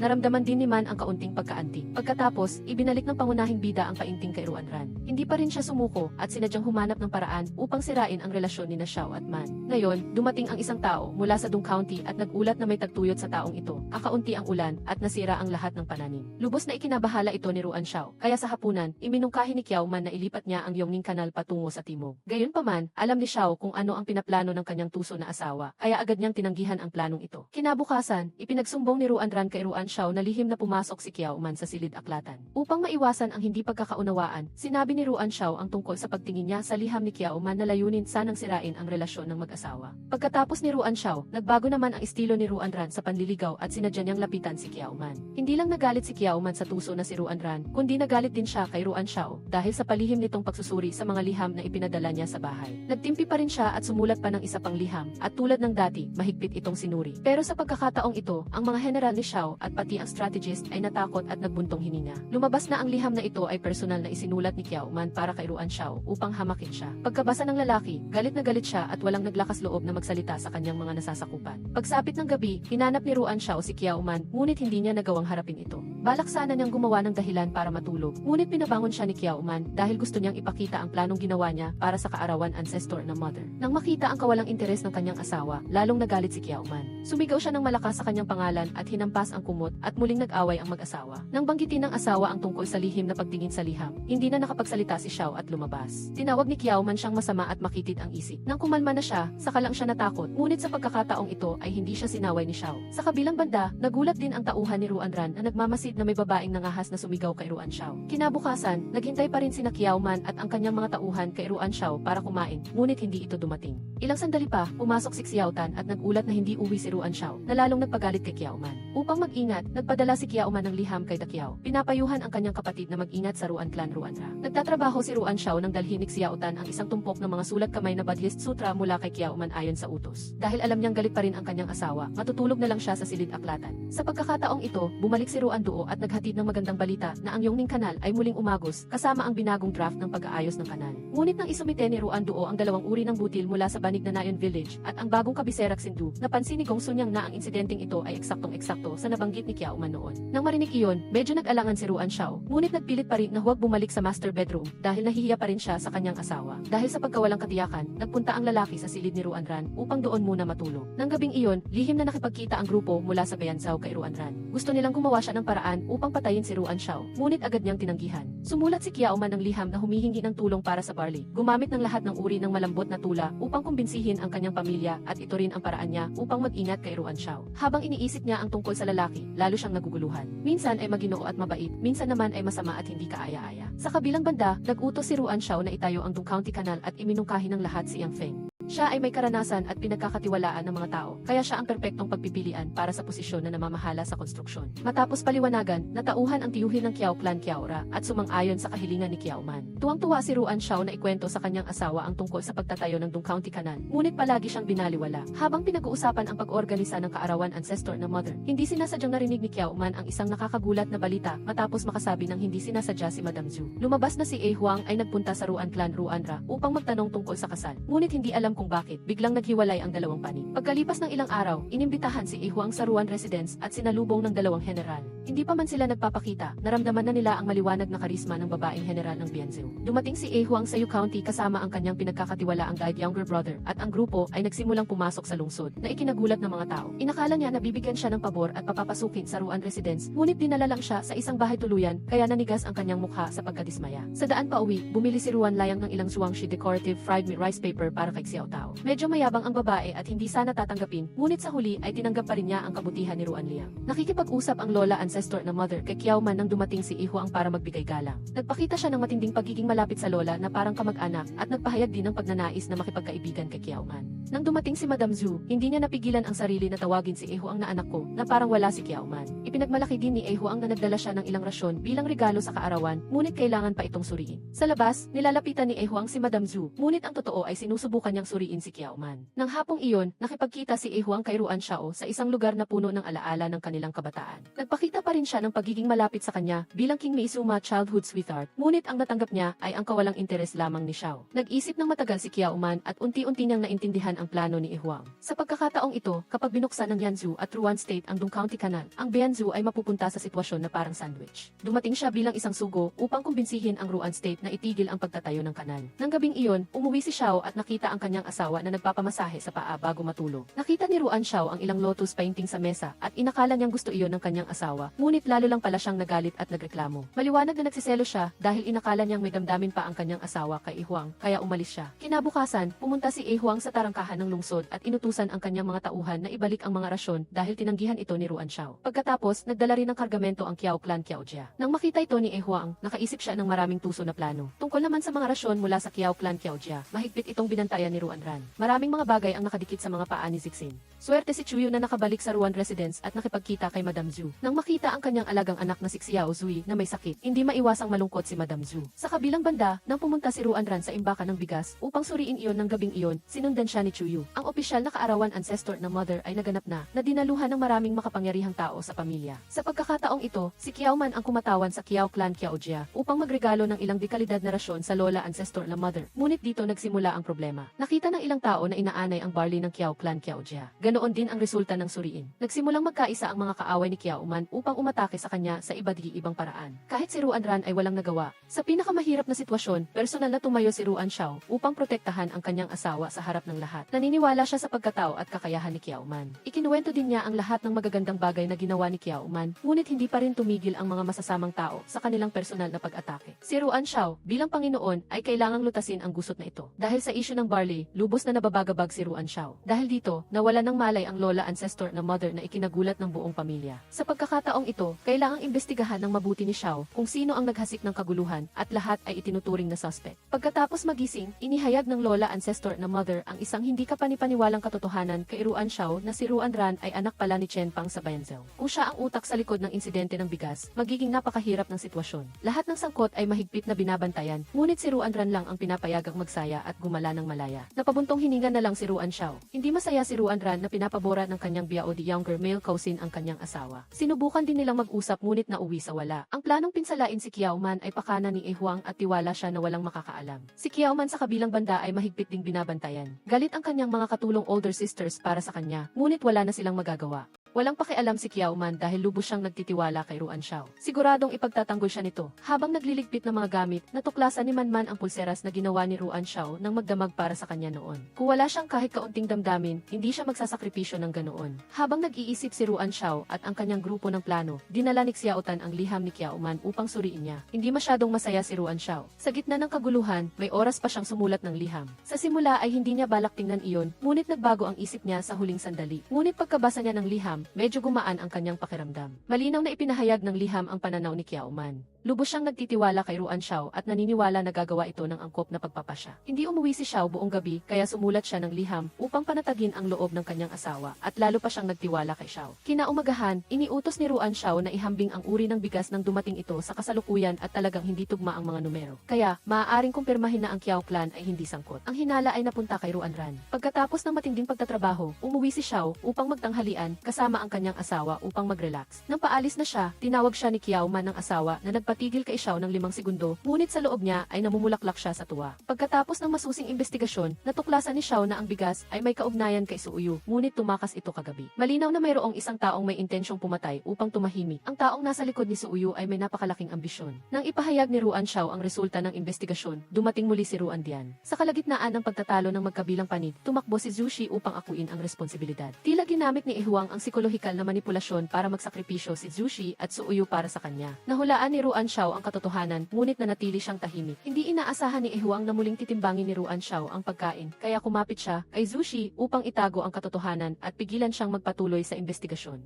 Dito muna pansamantalang natapos ang issue. Nagpunta rin si Zhu Shi upang umamin ng kasalanan sa lola ni Ruan Xiao at pinarusahan siyang lumuhod sa Ancestral Hall bilang babala. Bukas na ang pintuan ng lungsod, kaya oras na para ihatid ni Ruan Xiao si Huang pabalik sa kanyang lalawigan. Patuloy siyang nagdaldal tungkol sa nakaraan, ngunit iniiwasan ito ni Ruan Xiao. Sa daan pa uwi, hinarang ni Ruan Ran ang sedan chair ni Huang na may maikling babala na umalis na siya sa yugon mula ngayon. Dahil alam niya ang pagkatao nito, hindi na siya nagsalita pa. Pagsapit ng gabi, hinanap ni Ruan Xiao ang kanyang nakatatandang pinsan, ngunit tumanggi si Ruan Ran na makipagkita. Nang makita ang hirap ng kanyang asawa, nag-alok si Kiao Man na tulungan siya. Nagulat ito nang kusang loob siyang hanapin ng hipag niya. Hinandos ni Kiao Man ang masusing paliwanag kay Ruan Ran, habang ibinunyag ding nagkasakit ang lola ni Ruan Xiao dahil sa kalungkutan sa problema ni Ruan Ran. Agad siyang nagtungo upang magbigay galang sa lola, ngunit nang makita niyang malakas pa ito, nagmadali siyang tumakas. Sa totoo lang, alam na niya noon pa na si Ruan Ran ay anak ni Chen Bang. Minsan, habang naglalakbay, may isang estranghero ang nagkwento sa lahat ng bagay kay Ruan Ran. Maraming taon na ang nakalipas, nabuntis ng anak na babae ng lola, si King Yun, si Chen Bang. Gayunpaman, sa katunayan, inabuso siya ni Chen Bang kaya ipinanganak si Ruan Ran. Ito ay labis na ikinagalit ni Ruan Ran dahil ito ay malayo sa sinabi ng mga tauhan ni Chen Bang. Kahit na mahal ng lola ni Ruan Xiao si Ruan Ran, nagtatampo pa rin ito dahil sa pakiramdam na itinakwil siya ng pamilya Ruan. Maaaring piliin ni Ruan Ran na pumunta sa Bianzhao at maging batang pinuno ng pamilya Chen o manatili. Nang maunawaan ang lahat, nagpigil ng pait si Ruan Ran at lumuhod upang magbigay galang sa lola ng 3 beses. Bawat pagluhod ay parang libu-libong kutsilyo na humihiwa sa puso nilang dalawa. Akala sa'y maghihiwalay na sila, ngunit nagbago ng isip si Ruan Ran at nagdesisyong manatili sa isang nakakaantig na eksena. Nasaksihan ni na mag-asawang Xiao Man ang lahat mula sa malayo at napakalaki ng tulong ni Man Man sa pagkakataong ito. Noong pinaparusahan si Zhu Shi sa Ancestral Hall, siya ang manugang. Mahinahong ipinaliwanag ni Kiao Man ang lahat at tiniyak na hindi siya sinisisi ni Ruan Xiao. Pagkarinig nito, nakahinga ng maluwag si Zhu Shi at tumaas ng kaunti ang pagtingin niya kay Man Man. Sa malayong Bianzhao, namatay si Chen Xiang matapos labanan ang kanyang sakit sa loob ng maraming taon. Sa labas, umiiyak si Chen Bang ngunit sa loob, tumatawa siya ng malakas dahil opisyal na sa kanya na ang trono ng Bianzhao. Ang una niyang ginawa pagkatapos umakyat sa trono ay ang ipahanap ang tinik sa kanyang mata na si Huang. Pagkatapos maresolba ang hidwaan, mas naging maayos ang relasyon ni Kiao Man at Ruan Ran.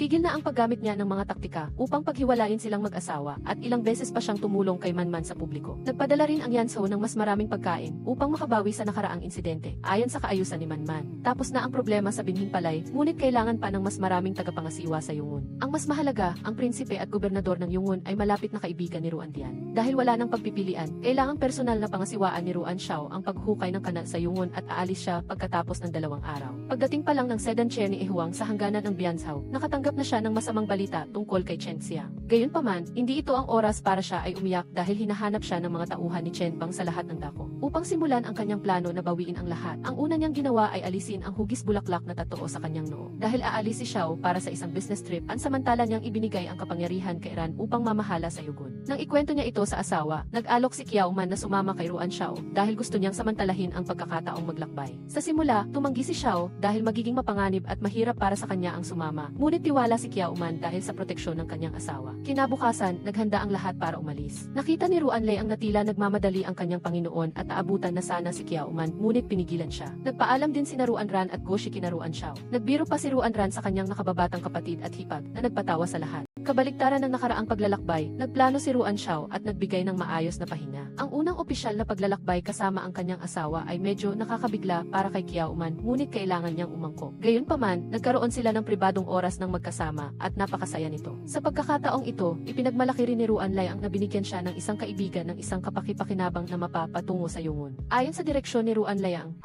silang nagtungo sa isang kakaibang kubo. Akala nila ay in o kainan, ngunit isa pala itong kubeta. Dali-daling bumalik ang grupo, ngunit sinunod pa rin ang bagong direksyon ni Ruan Liang. Pagkatapos ng ilang beses na pagsunod sa taong walang muwang na ito, nawalan na ng pag-asa ang lahat at umalis. Ang pagdating ni Ruan Xiao sa Yungon ay naging sentensyang kamatayan kina Ruan Dian at Yuan Wang. Kaya, hindi nila pinahintulutan ang hukbo ni Ruan Xiao na madaling makapasok sa Yungon. Buong araw silang nagmartsa, kaya oras na para magpahinga si Ruan Xiao, kasama ang lahat sa isang inn sa gilid ng daan. Nang makita niyang tila pagod ang kanyang asawa, mapagmahal si Kiao Man na tinulungan siyang himasin at masahihin ang mga acupuncture points na lubos na nakapagpagaan sa pakiramdam niya. Dahil dito, hindi na malaya ni Xiao na nakatulog na siya habang nakasandal ang ulo sa kanyang asawa, ngunit hindi naman siya ginising ni Kiao Man. Kinabukasan, nagising si Ruan Xiao na nakahiga sa hita ni Kiao Man at nakita niyang magdamag itong nanatili sa tabi niya. Magiliw siyang tumayo at isinuot ang jacket sa dalaga bago lumabas. Pagkatapos magpahinga, oras na para magpatuloy sa martsa. Habang humihinto, may naramdaman si Ruan Xiao na may mali. Hinila niya si Ruan Liang paupo at ang grupo ay biglang napaligiran ng mga asasin. Bumaba sila mula sa bundok gamit ang lubid at patuloy silang inatake ng mga pana. Dahil marami ang kalaban, kinailangan nilang kumilos ng mag-isa. Lumaban si Ruan Xiao habang hindi umaalis sa tabi ng karwahe ng kanyang asawa. Sa kasagsagan ng labanan, may palasong nagliparan ngunit aksidenteng tumama ito sa kabayo ng sedan chair. Umuwal ito at tumakbong balibaligtad, dala si Kiao Man patungo sa bangin.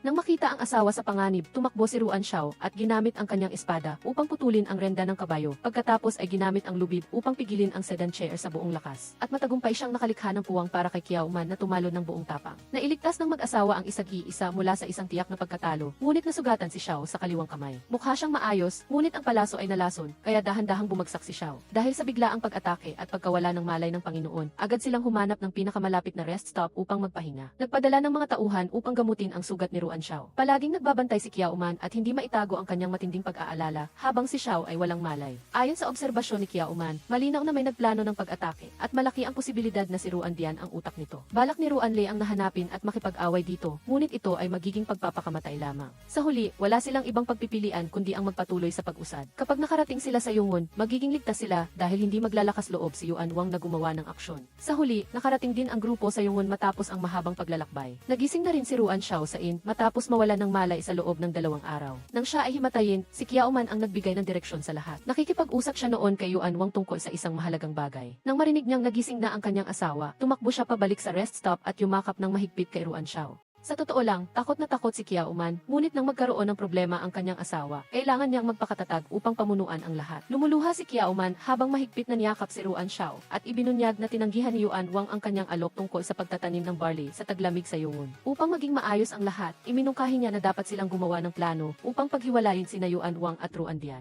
Kinabukasan, inimbitahan ni Kiao Man si Yuan Wang upang makipagkita sa kanya at simulan ang plano at naglaro sila ng buong hapon. Naghinala si Ruan Dian nang malaman niya ito. Lalo siyang nabahala nang magdala ng ilang bihirang prutas si Ruan Ju. Ang maliliit na aksyon ay madaling maging dahilan upang maglaban sina Ruan Dian at Yuan Wang. Ngayon ay kailangan na lamang maghintay ni na mag-asawang Manxiao para sa kanilang pagkakataon. Upang mas makasigurado, inutusan din ni Kiao Man sina Ruan Ju at Ruan Liang na akitin ang anak na babae ni Yuan Wang dahil nakatakda itong ikasal sa pamangkin ni Ruan Dian. Pagkatapos, pumunta siya upang makipagkita kay Yuan Wang upang magsimulang mangudyok at ipinagmalaki sa kanya ang lakas ng 2 general sa ilalim ni Ruan Xiao. Ang lahat ay maingat na inayos dahil hindi nagtagal at nakakuha na ng atensyon ni Ruan Ju ang anak ni Yuan Wang. Ang hinala sa pagitan ni Ruan Dian at Yuan Wang ay lalong tumaas. Nagkita ang dalawa sa palasyo at nagsimulang mag-away sa loob at sa huli ay nagharap na. Mula sa pagkakaibigan naging kalaban dahil sa panukala ni Kiao Man, ang relasyon ni Yuan Wang at Ruan Dian ay parang usok ng pulbura. Sa pag-uwi, ilang asasin ang umatake kay Yuan Wang at inakala nitong si Ruan Dian ang nagpadala sa kanila kaya opisyal silang nagkaroon ng digmaan. Si Kiao Man pa rin ang nangasiwa sa lahat ng pangyayari. Pagkatapos nito, naging tagapagligtas niya sina Ruan Ju at Ruan Liang at matagumpay na nakuha ang tiwala ni Yuan Wang.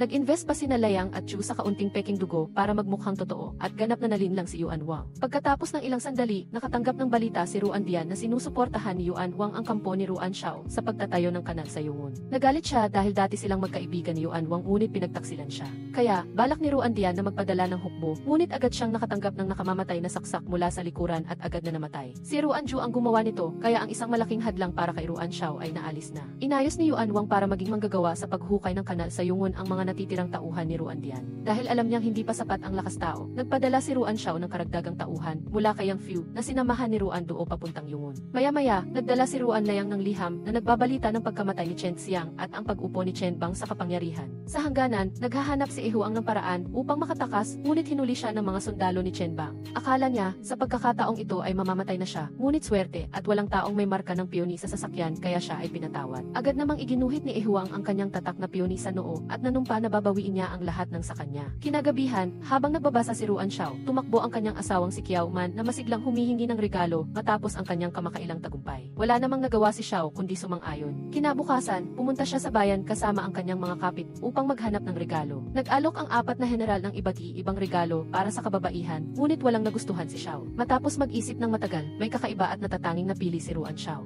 Pagka-uwi, binigyan ni Ruan Xiao ang kanyang asawa ng opisyal na dokumento na may gantimpalang 500 kabayong pandigma. O kung mas gusto niya, maaari niya itong ipagpalit sa mga armas o anumang bagay. Napangiti ng pilit si Qiao Man, hindi niya maintindihan kung paano magbigay ng regalo ang lalaking ito. Umupo si Qiao Man sa kanyang silid, napabuntong hininga habang nakatingin sa opisyal na dokumento, habang si Xiao Tao naman ay tumatawa sa nakakatawang pag-ibig na iyon. Hindi sinasadyang may nakitang mabangong supot si Qiao Man at nagdala ng kaunting pagkain kay Ruan Xiao. Pagkatapos, inimbitahan niya si Ruan Xiao na magkita sila sa gabi upang magkasamang manood sa Astronomical Tower. Kaya, nagpaganda si Qiao Man para sa date. Akala nila magkakaroon sila ng sarili nilang matamis na sandali, ngunit hindi inaasahang tinawag ni Xiao si Yang Fu para makasama nila. Sumenya si Qiao Man dito na umalis. Naintindihan ni Yang Fu ang ibig sabihin samantalang si Ruan Xiao ay walang kamalay-malay kaya ang lahat ng pagsisikap na palakasin ang kanilang relasyon ay nasayang. Kinabukasan, inimbitahan ni Yuan Wang si Ruan Xiao para mag-usap ngunit ang nasa isip nito ay ang imahe ni Qiao Man kagabi. Ibinunyag niya na ang kanyang minamahal na anak na babae ay tumutulong kay Ruan Liang at umaasa siyang tutulungan sila ng Panginoon na magkatuluyan. Pagkarinig nito, napanganga si Xiao at sinabi kay Yuan Wang na kailangan niya ng oras para ayusin ang mga bagay-bagay. Kaya, nagkaroon ng kasunduan sina Qiao Man at Ruan Xiao.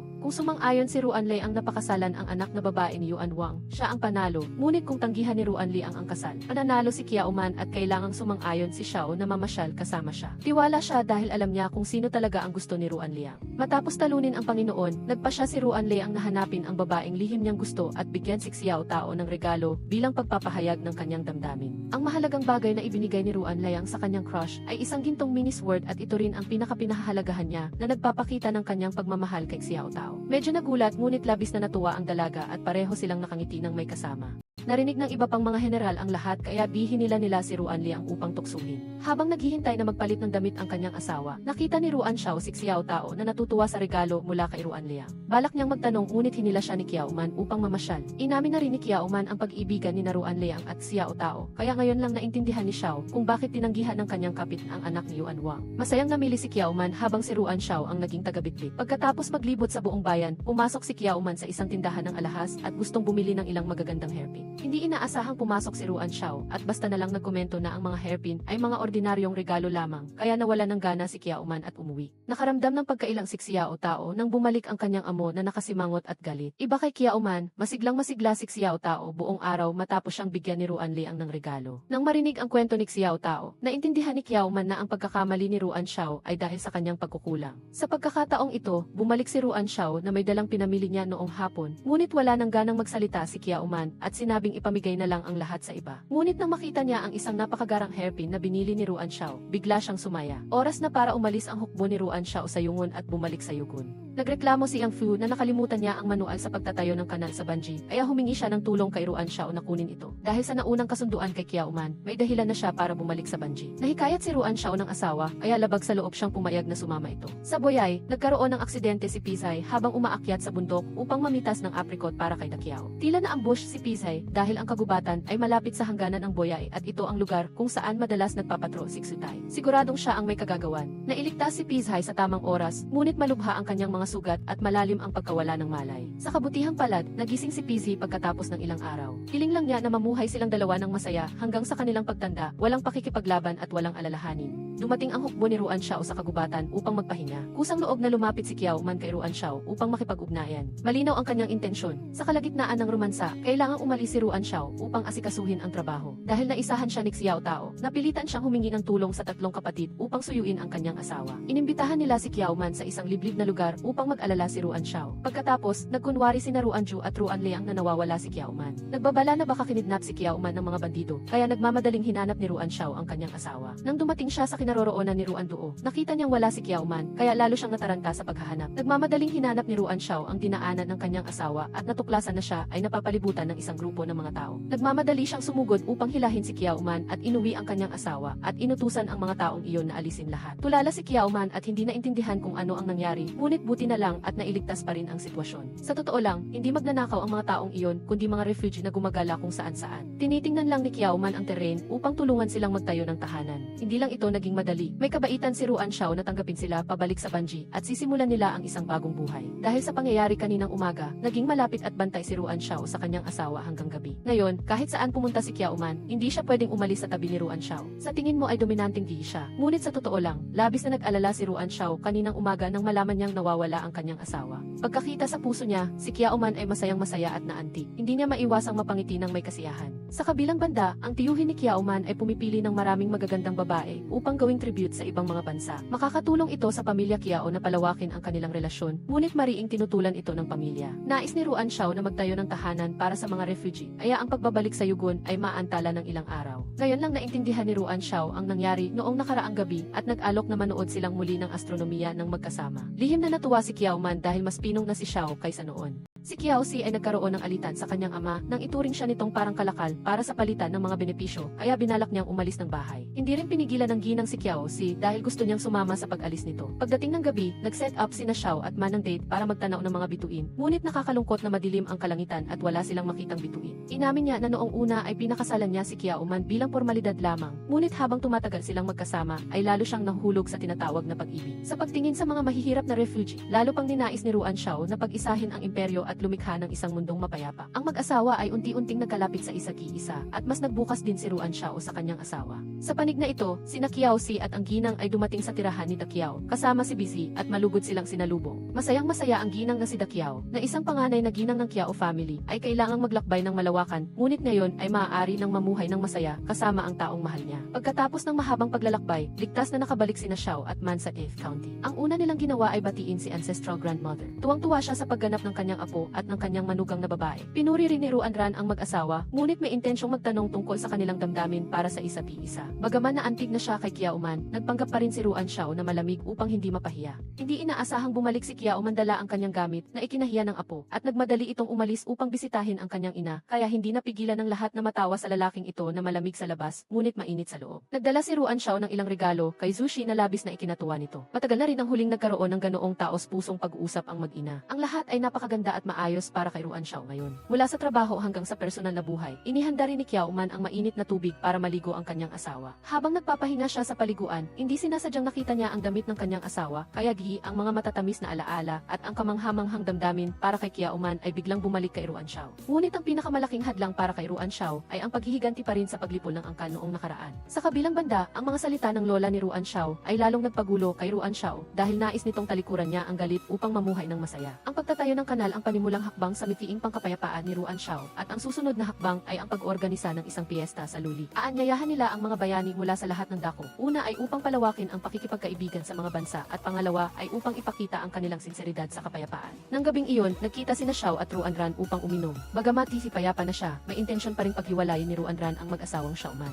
Hindi umimik si Ruan Xiao dahil sa kanyang puso ay pinag-iisipan niya kung ang kanyang relasyon kay Kiao Man ay maituturing bang pag-ibig. Pagbalik niya sa silid, patuloy siyang ginugulo ng mga salita ni Ruan Xiao. Kapag nasangkot sa malalim na pag-ibig, ang pinakamasakit ay ang mga taong kasangkot. Namuhunan si Kiao Man sa pagbibigay sa kanyang asawa ng bag para sa pag-aayos kapag unti-unting lumalamig ang panahon. Sa pamamagitan ng pagkalito, muli niyang inilabas ang 5 super brothers upang magbahagi ng damdamin, ngunit ang 4 na general ay nawalan ng imik nang marinig siyang bumuntong hininga. Pagkatapos ng matagal na panahon, pinayagan silang umalis habang ang tagapayo ay nanatili kasama si Ruan Xiao. Lubos na naunawaan ni Gong Sunyang na may nangyaring kakaiba sa pagitan ng mag-asawa ng kanyang Panginoon, ngunit masyadong matipid sa salita si Ruan Xiao. Sapat ang katalinuhan ni Kiao Man upang maunawaan ang pagkakabagabag ni Ruan Xiao, kaya hindi niya ito sinisisi. Alam na rin ni ancestral grandmother ang tungkol sa hindi pag-uwi ni Ruan Xiao sa bahay buong gabi. Maliwanag na umibig na siya kay Kiao Man, kaya naghahanap siya ng dahilan para iwasan ito. Kaya naman, siya mismo ang nagbigay ng responsibilidad sa pag-organisa ng piging na luoli sa kanyang manugang na babae. Nalilito si Ruan Xiao tungkol sa kanyang damdamin kay Kiao Man, kaya nanatili siya siya sa Liamen at hindi umuwi. Si Xiao Tao, sa utos ni Kiao Man, ay patuloy na maalalahanin na inaalagaan si Ruan Xiao para sa kanya. Kalaunan pa lamang nalaman ng Diyos na ito na ang lahat ay inayos ng kanyang asawa. Kahit na lumipat siya upang manirahan sa labas, nasa palad pa rin siya ng kanyang asawa.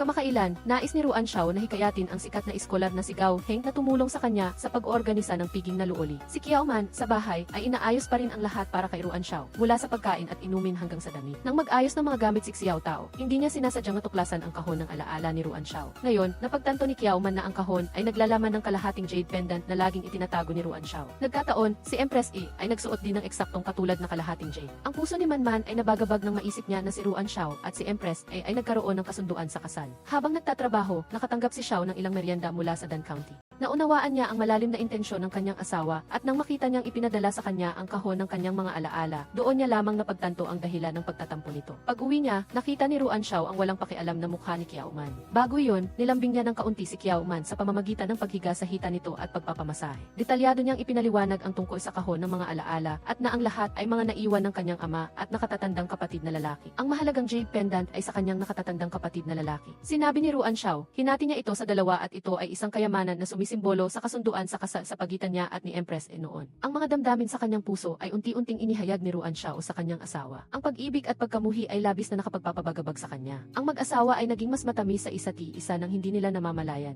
Nagtawagan pa sila sa kanilang mga palayaw para mas maging malapit. Ang Bonhai ay kasalukuyang nasa matinding kaguluhan. Lubos na nalilito si BC at hindi niya alam kung paano ito sosolusyonan, ngunit determinado siyang huwag sabihin kay Dakiao. Kaya, matapos pilitin si BC na umamin, sumulat si Dakiao ng liham upang humingi ng tulong sa kanyang nakababatang kapatid. Alam din niya na ang Ruan family ay nagdaraos ng piging na luoli at maraming bayani sa mundo ang dadalo, kaya gusto ring dumalo ni Bisay. Si Ruan Ran ay abala pa rin sa paghahanap ng kanyang minamahal at tinawag ang lahat ng magagandang babae, ngunit halos wala sa kanila ang tumugma sa Diyosa sa painting. Kinaumagahan, kumalat sa buong pamilya ang balita na seryoso si Ruan Ran sa pag-ibig at binalak niyang ipadala pa ang token ng pag-ibig sa babae. Parehong sinuportahan ni na ancestral grandmother at Lady Chu si Ruan Ran na magmahal ng malaya. Gayunpaman, nang gusto ng pamilya na imbitahan ni Ruan Ran ang babae, nag-aatubili siyang pumayat. Alam ni Kiao Man na hindi ito simple kaya siya mismo ang nag-imbita sa babae upang makipag-usap. Maraming beses nang nakipagtalik ang babae at si Ruan Ran, ngunit gusto lang niyang makatuloy pa. Ngunit habang nakikinig si Kiao Man, lalo niyang napagtanto na nagpapalaki lamang ng kwento ang babae. Pagkatapos ng ilang pagtatanong, nabunyag ang katotohanan, ang lahat ay gimik lamang ng babae upang makapag-asawa sa isang mayaman at makapangyarihang pamilya.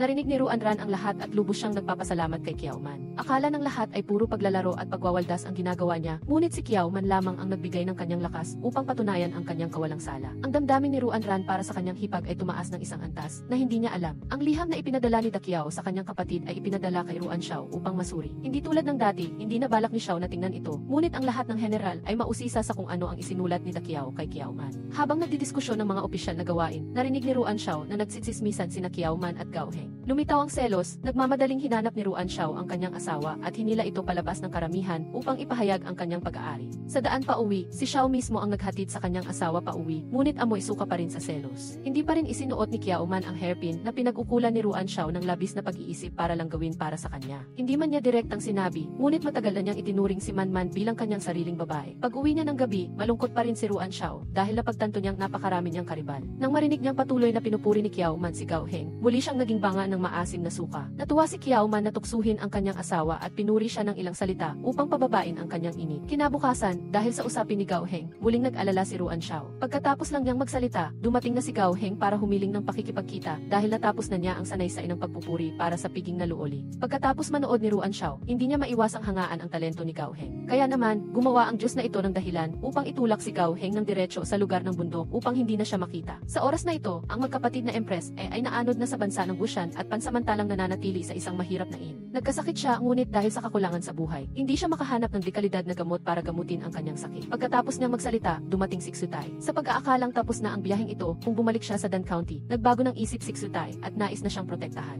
Lumabas na bago mamatay si Chen Xiang, inayos na niya ang lahat para maging ligtas ang kanyang asawa at dahil dito ay hindi napigilan ni Empress ang pagluha ng isipin ang kanyang namatay na asawa. Nais niya sanang ihatid si Nga Hong pabalik sa Sikikon, subalit mayroon itong mas kakaibang plano, ang bumalik sa Sikikon, bago maganap ang Ifite. Kailangang magdaos ng pagbabasbas ang Panginoong Pinuno at ang kanyang asawa, kaya kinailangan ni Nang Winfiu at Q-Man na magtulungan. Sa simula ay medyo kinakabahan siya, ngunit dahil sa pagmamalasakit ni Winfiu, matagumpay niyang natapos ang tungkulin ng isang babaeng general. Bukod pa rito, mayroon ding alak ng selebrasyon at mga pagtatanghal ng sining na ipinakita ng mga mamamayan. Si Q-Man, bilang isang friendly na miss, ay inanyayahan ng mga tao na sumayaw at umawit kasama nila, habang masayang nagpapasaya si Q-Man kasama ang mga tao. Si Winfiu ay naging masaya rin para sa kanyang asawa. Sa kasalukuyan, sila ang pinakamasayang mag-asawa sa mundo. Nang umuwi, si Winfiu mismo ang nagbuhat kay Manman pauwi, lalo pang tumibay ang kanilang pagmamahalan. Noong gabi, bumagsak ang niebe at tinakpan ang lahat. Napakagandang tanawin nang makita ang magandang anyo ni Manman. Hindi napigilan ni Nguyen Him na malapit doon ang kanyang damdamin. Nagbigay pa siya ng regalo kay Q-Man upang ipahayag ang kaunting damdamin niya ngayong taon. Unang beses ni Q-Man na magdiwang ang DC sa labas ng bahay, kaya di medyo nangungulila siya sa kanyang mga mahal sa buhay. Matapos pumunta sa bayan, nagkita sila ni Winfiu nang hindi sinasadya at sabay nilang tinamasa ang sarili nilang romantikong mundo. Naglibot sila sa ibang lugar upang bumisita at magbigay ng pagbati sa bagong taon sa mga tao dahil sila ang mga pinuno ng Eikon. Maging ang mga hiling at basbas ay isinulat sa lumulutang na parol upang pakawalan sa ilog ayon sa kaugalian. Pagkatapos ng kanilang paghaharap, inihatid ni Winfiu ang kanyang asawa pauwi habang siya ay naiwan dahil mayroon siyang gagawin. Palasay ang mapag-usyosong Diyos ay gustong malaman kung ano ang isinulat na hiling ng kanyang asawa sa parol, kaya inutusan niya ang 4 na general na maghanap sa ilog buong gabi. Sa huli, natagpuan nila ang parol ni Manman, ngunit nakita niya na ang tanging nais ni Manman ay basbasan ang kanyang pamilya at hindi man lang binanggit si Winfiu. Dahil dito, medyo nalungkot siya. Nagalit ang Diyos sa kanyang asawa, kaya pagdating niya, dumiretso siya sa kama at natulog. Hindi pinansin si Q-Man na walang kamalay-malay. Kinabukasan, nagising si Winfiu na may mukhang walang pakialam sa mundo, na ikinatakot ni na Mama at Q. Agad na pumasok ang news channel ni Q at nalaman ni Q-Man na nagtatampo si Winfiu sa kanya tungkol sa lumulutang na parol. Naunawaan din niya na hindi siya naging sensitibo, kaya nabigo ang kanyang asawa. Ilang araw na nawawala si Winfiu sa bahay, kaya nagkasakit si Manman. Dahil sa patuloy na pag-inom ng alak, nang ipaalam ni Q ang balita, tumakbo si Winfiu upang dalawin ang kanyang asawa. Binuhat niya ito pabalik sa kama at narinig ang taos pusong paghingi ng tawad ni Manman, kaya nawala ang galit ni Fiu. Hinalikan niya ang noo ng kanyang asawa bilang pagpapatawad. Masayang-masaya si Q-Man nang yakapin siya ni Winfiu at ginantihan niya ito ng isang mainit na halik at pagkatapos ay sabay silang natulog ng mahimbing. Kinabukasan, naunang nagising si Fiu at si Manman naman ang sumunod. Nagising siya nang makita ang kalmot sa liig ni Winfiu, ngunit hindi ito nagpaliwanag. Sa kabilang banda, si Tiu ay lubos na ring umiibig at humingi ng payo kay Manman upang regaluhan si Nguyenlands. Ang regalo na pinili ni Tiu ay isang GNFKDC salamin na nagpoprotekta sa puso at umaasa siyang tutulungan siya ni Manman na gawing mas kaaya-aya at maganda ang salamin pagdating ng gabi. Umuwi si Nguyenfiu at nakita ang GNFKD, kaya inakala niyang gawa iyon ng kanyang asawa para sa kanya. Ngunit nang tanungin niya ito, wala siyang sinabi at hindi rin niya naintindihan na ang tinutukoy ni Fiu ay ang salamin. Matapos ipasa ang trabaho sa mga general, binanggit ni Nguyenfiu ang GNFKD. Ngunit nang makita niya si Nguyenfiu,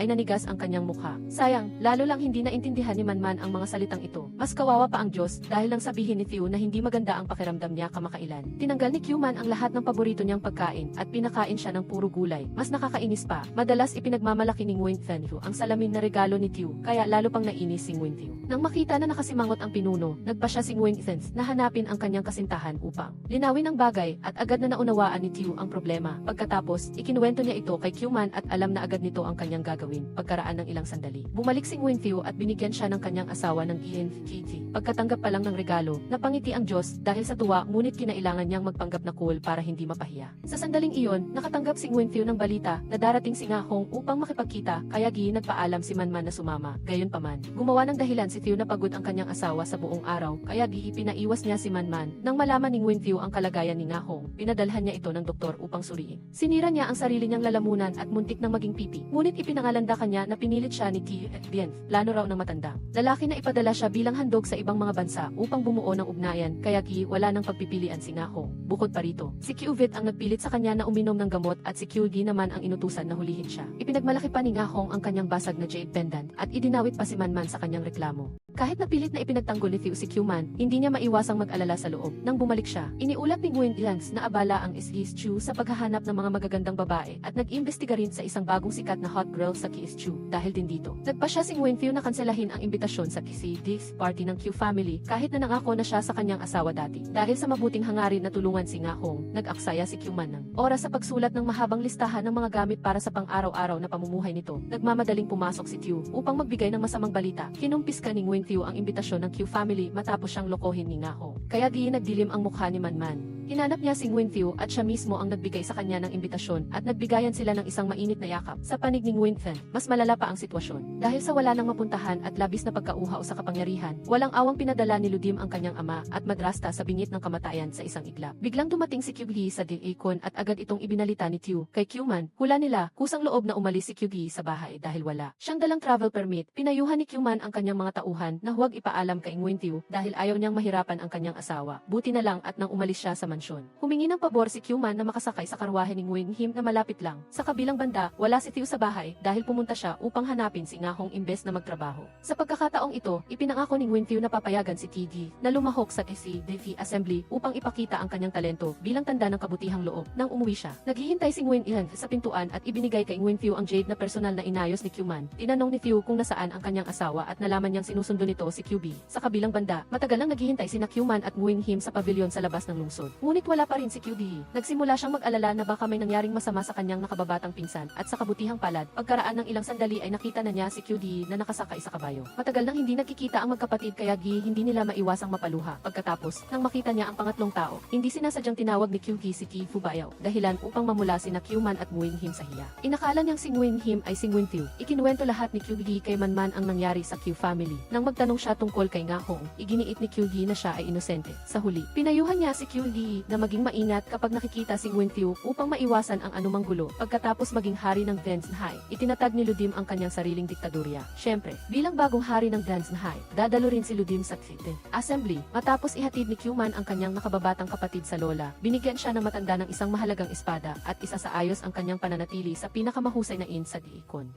Nagmamadaling dumating ang magkapatid upang dalawin si Winfiu at pinayuhan ni Kyuman si QD na huwag magkamali sa pagkilala kay Ki Kuya Bayaw dahil narinig ni Winfiu ang tungkol sa pagkakapalit niya kaya medyo naasar at patuloy niyang inuusisa si QD. Nang makita ni Kyuman na hindi maganda ang sitwasyon, pinaiwas niya ang kanyang nakababatang pinsan. Pagkatapos, dumating si Winfiu upang ibalik ang kalahating bahagi ng jade pendant kay Ngahong at tuwang-tuwa ito na parabang nanalo sa loto. Dumating din si Kyuman kasama si QD upang personal na humingi ng tawad kay Ngahong dahil sa talino ni Manman nabigo ang plano ni Ngahong. Ngayon lang napagtanto ni Winfiu ang kanyang pagkakamali at humingi ng tawad sa kanyang asawa dahil nakinig lamang siya sa isang panig. Pagkatapos, nagbigay siya ng ilang pagkakataon para sa kapatid ng kanyang asawa. Hindi nakapagtataka ito dahil sa simula pa lang ay puno na ng pagdududa ang kanilang relasyon. Nang malaman ni Kiao Man na pumunta sa bahay aliwan ang kanyang nakababatang pinsan, pinatayo niya itong parusa sa buong gabi. Naawa si Ruan Xiao sa kanyang nakababatang kapatid kaya nangako siyang kakausapin si Kiao Man para sa kanya. Akala niya ay matapang na siya, ngunit nang dumating si Xiao, siya ang pinagsabihan ng kanyang asawa at hindi na siya nangahas pang umimik. Dahil alam niyang galit ang kanyang asawa, si Ruan Xiao ay nagkunwari at pinagalitan muna si Kiao Si at pagkatapos ay sinabi sa binata na gamitin ang paglalambing bilang huling paraan. Nang humupa ang galit ni Kiao Man, ipinahayag ni Ruan Xiao na si Kiao Si ang magiging kinatawan ng Yan Zhao sa nalalapit na piging na luoli. Kasabay nito, maaari na siyang lumipat sa Ruan Mansion upang manirahan ng marangal. Umiti si Kiao Man ng may kasiyahan at matagumpay na napakiusapan ni Ruan Xiao ang kanyang asawa. Pagkatapos matanggap ni Ikkyu ang sulat ng kanyang kapatid, nagbago ang kanyang isip at inutusan si Gikis na humanap ng mag-aayos upang makabalik ang Biki Mutya sa bahay. Nang makita ni Kyuman na masikap magsanay ang kanyang nakababatang pinsan, labis siyang natuwa dahil napakalapit na ng DV Assembly. Maraming bayani at mga dalubhasa mula sa iba't ibang lugar ang nagtipon sa Daikon. Marami ring martial arts masters ang dumating upang lumahok kaya nag-alala si Kyuman para kay QD. Gayunpaman, laging nasa tabi niya si Winfiu upang patahanin siya. Nag-ambag din ang mga tao ng Daikon sa kasiyahan at nagkaroon pa ng pustahan kung sino ang mananalo. Nakita ni Winfiu ang kanyang kasintahan na nagpusta kaya sumunod din siya at pareho nilang pinili si QB. Sa sandaling ito, opisyal na rin siyang umakyat sa entablado at si QD ang kanyang kalaban. Nagpakita si QD at si D ng matinding labanan, ngunit makikita na napakadelikado ng atake ni QD. Nang umabot sa rurok ang laban, nabali ang QD aluminum spear sa kamay ni QD. Kaya sinamantala ni QD ang pagkakataon at sinugatan ang kanyang kanang kamay sa kawalan ng pagpipilian. Pansamantalang ibinigay ni Winfiu ang branded na sibat ng kanyang nakatatandang kapatid upang gamitin ng kapatid ng kanyang asawa at dahil doon, nabawi ni QD ang kalamangan. Hindi niya inaksaya ang masyadong maraming oras upang talunin si QD. Hindi siya pumayag kaya gumamit siya ng hidden weapon upang tapusin si QB. Tuwang-tuwa rin si Wingling at Tiu sa labas dahil nanalo sila sa pustahan, bumalik sa laban. Ginamit pala ni QD ang dulo ng sibat upang pigilan ang AED at binigyan si QD ng isang matinding sipa upang tapusin ang laban. Dahil sa paggamit ng maruming paraan upang manakit ng tao, inalis ni Winfiu ang karapatan ni Hidi na lumaban at dahil sa galit, sinampal ni Nga Hong ang nakababatang pinsan. Upang makapagpatuloy pa rin si Titi sa TC Assembly, ipinagmalaki pa ni Nga Hong ang token mula kay Titi na kumakatawan sa kapangyarihan ng Binchu. Hindi pinansin ni Winfiu kung sino ang kinakaibigan niya at sa halip ay tumingin siya ng may paghanga sa kapatid ng kanyang asawa at inayos na. Bigyan ng first aid si QD. Personal ding dumalaw si ng Winfiu at Nguyen Him upang kamustahin at purihin ang kakayahan ni QD. Ang pag-organisa ni Winfiu ng DC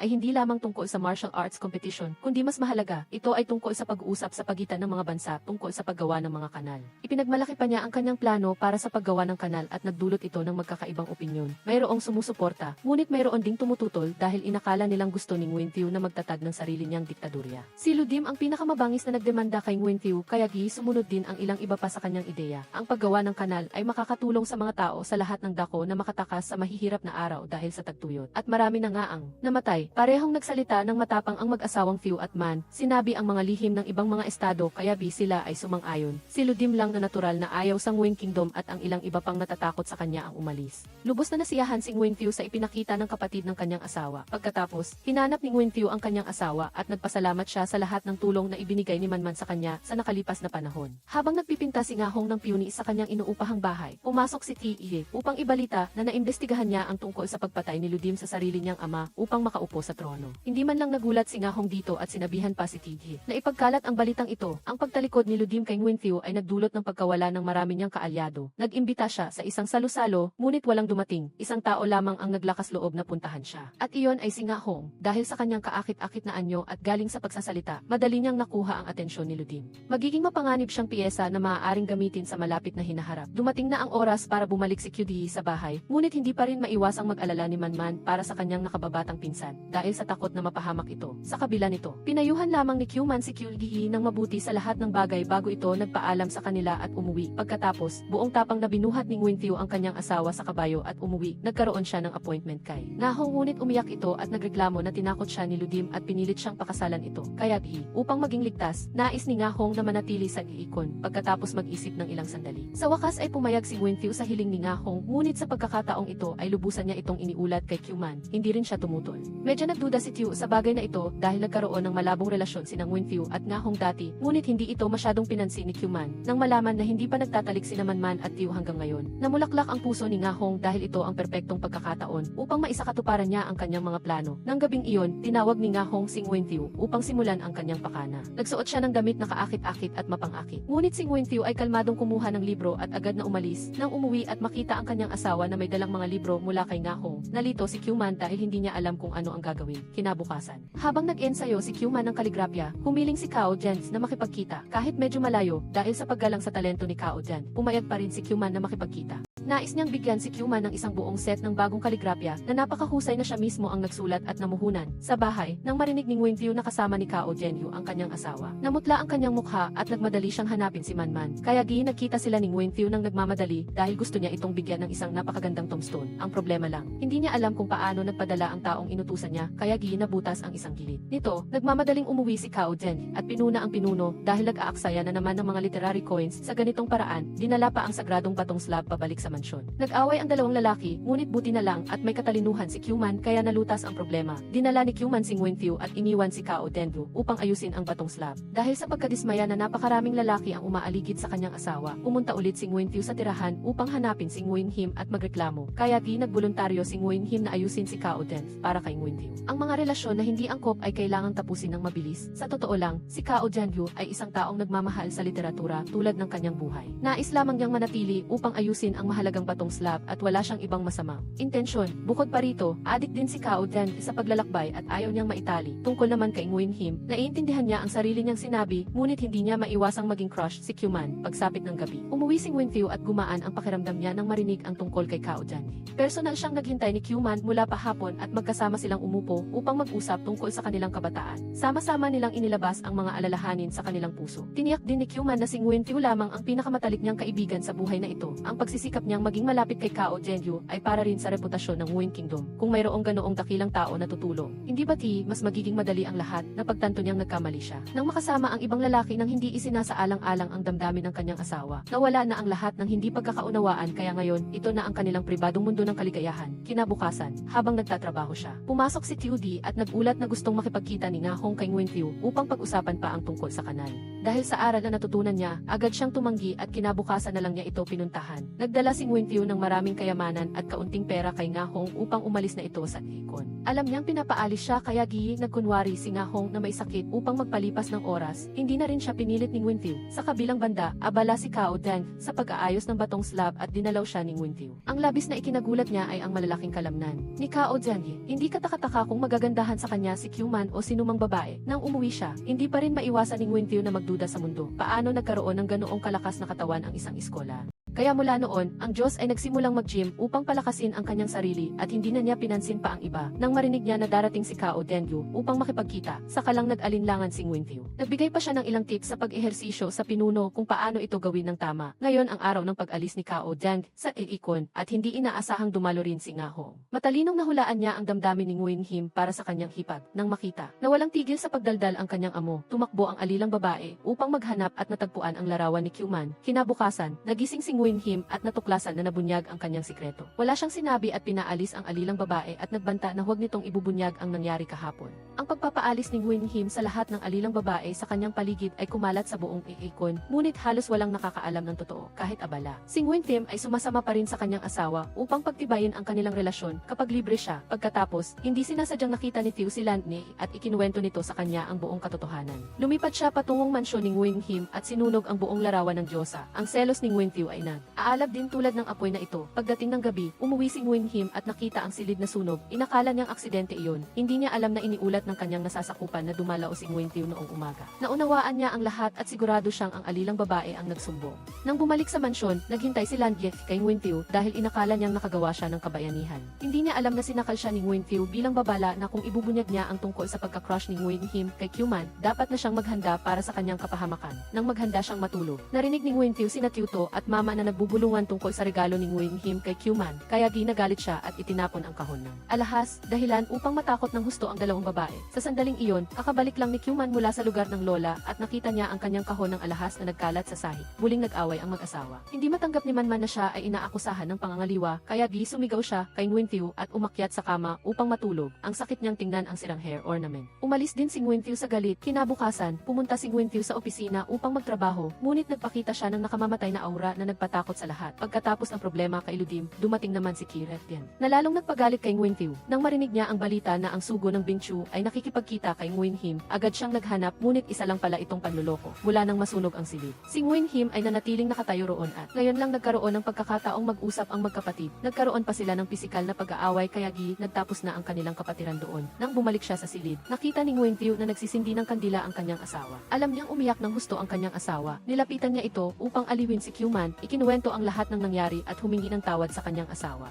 Kinuha ni Nguyen Thieu ang pagkakataong magkunwaring masama ang pakiramdam, kaya kailangan niyang yakapin ang kanyang asawa upang painitin ang kanyang mahinang puso. Nang malaman ang alitan ng dalawang apo, tinawag ng lola ang lahat upang magtanong. Siyempre, mariing tumanggi si Nguyen Thieu at Nguyen Him na ibunyag ang katotohanan. Gayunpaman, ipinahayag ni Nguyen Thieu ang kanyang sinseridad at hiniling na manatiling matibay ang kanilang pagkakapatid. Medyo may hinala ang lola kaya nakipagkita siya kay Nguyen Him ng gabing iyon upang mag-usap. Lumabas na ang pagpunta ng alilang babae upang hanapin si Nguyen Thieu ay dahil sa pakana ni Nga Hong, dahil sa kumalat na maling balita. Napilitan si Nguyen Him na bumalik sa Bing Chu. Gumawa ng lahat ng paraan ang lola upang pigilan ang kanyang apo, ngunit kailangan talagang umalis ni Nguyen Him. Pagkatapos noon, naghiwalay sila ng luhaan kahit na ang pagmamahal ng pamilya ay napakatindi pa rin. Tungkol naman kay Nguyen Thieu, agad siyang nagpadala ng mga tao upang imbestigahan kung sino ang naglakas loob na magpakalat ng chismis. Kung mahuhuli niya ito, siguradong luluray-lurayin niya ito. Dumating si Nga Hong at ginamit ang usapin ng chismis upang pilitin si Nguyen Thieu na paalisin si Q-Man sa lungsod, ngunit syempre, agad siyang tumanggi. Nang makita ni Nguyen Thieu ang mga tao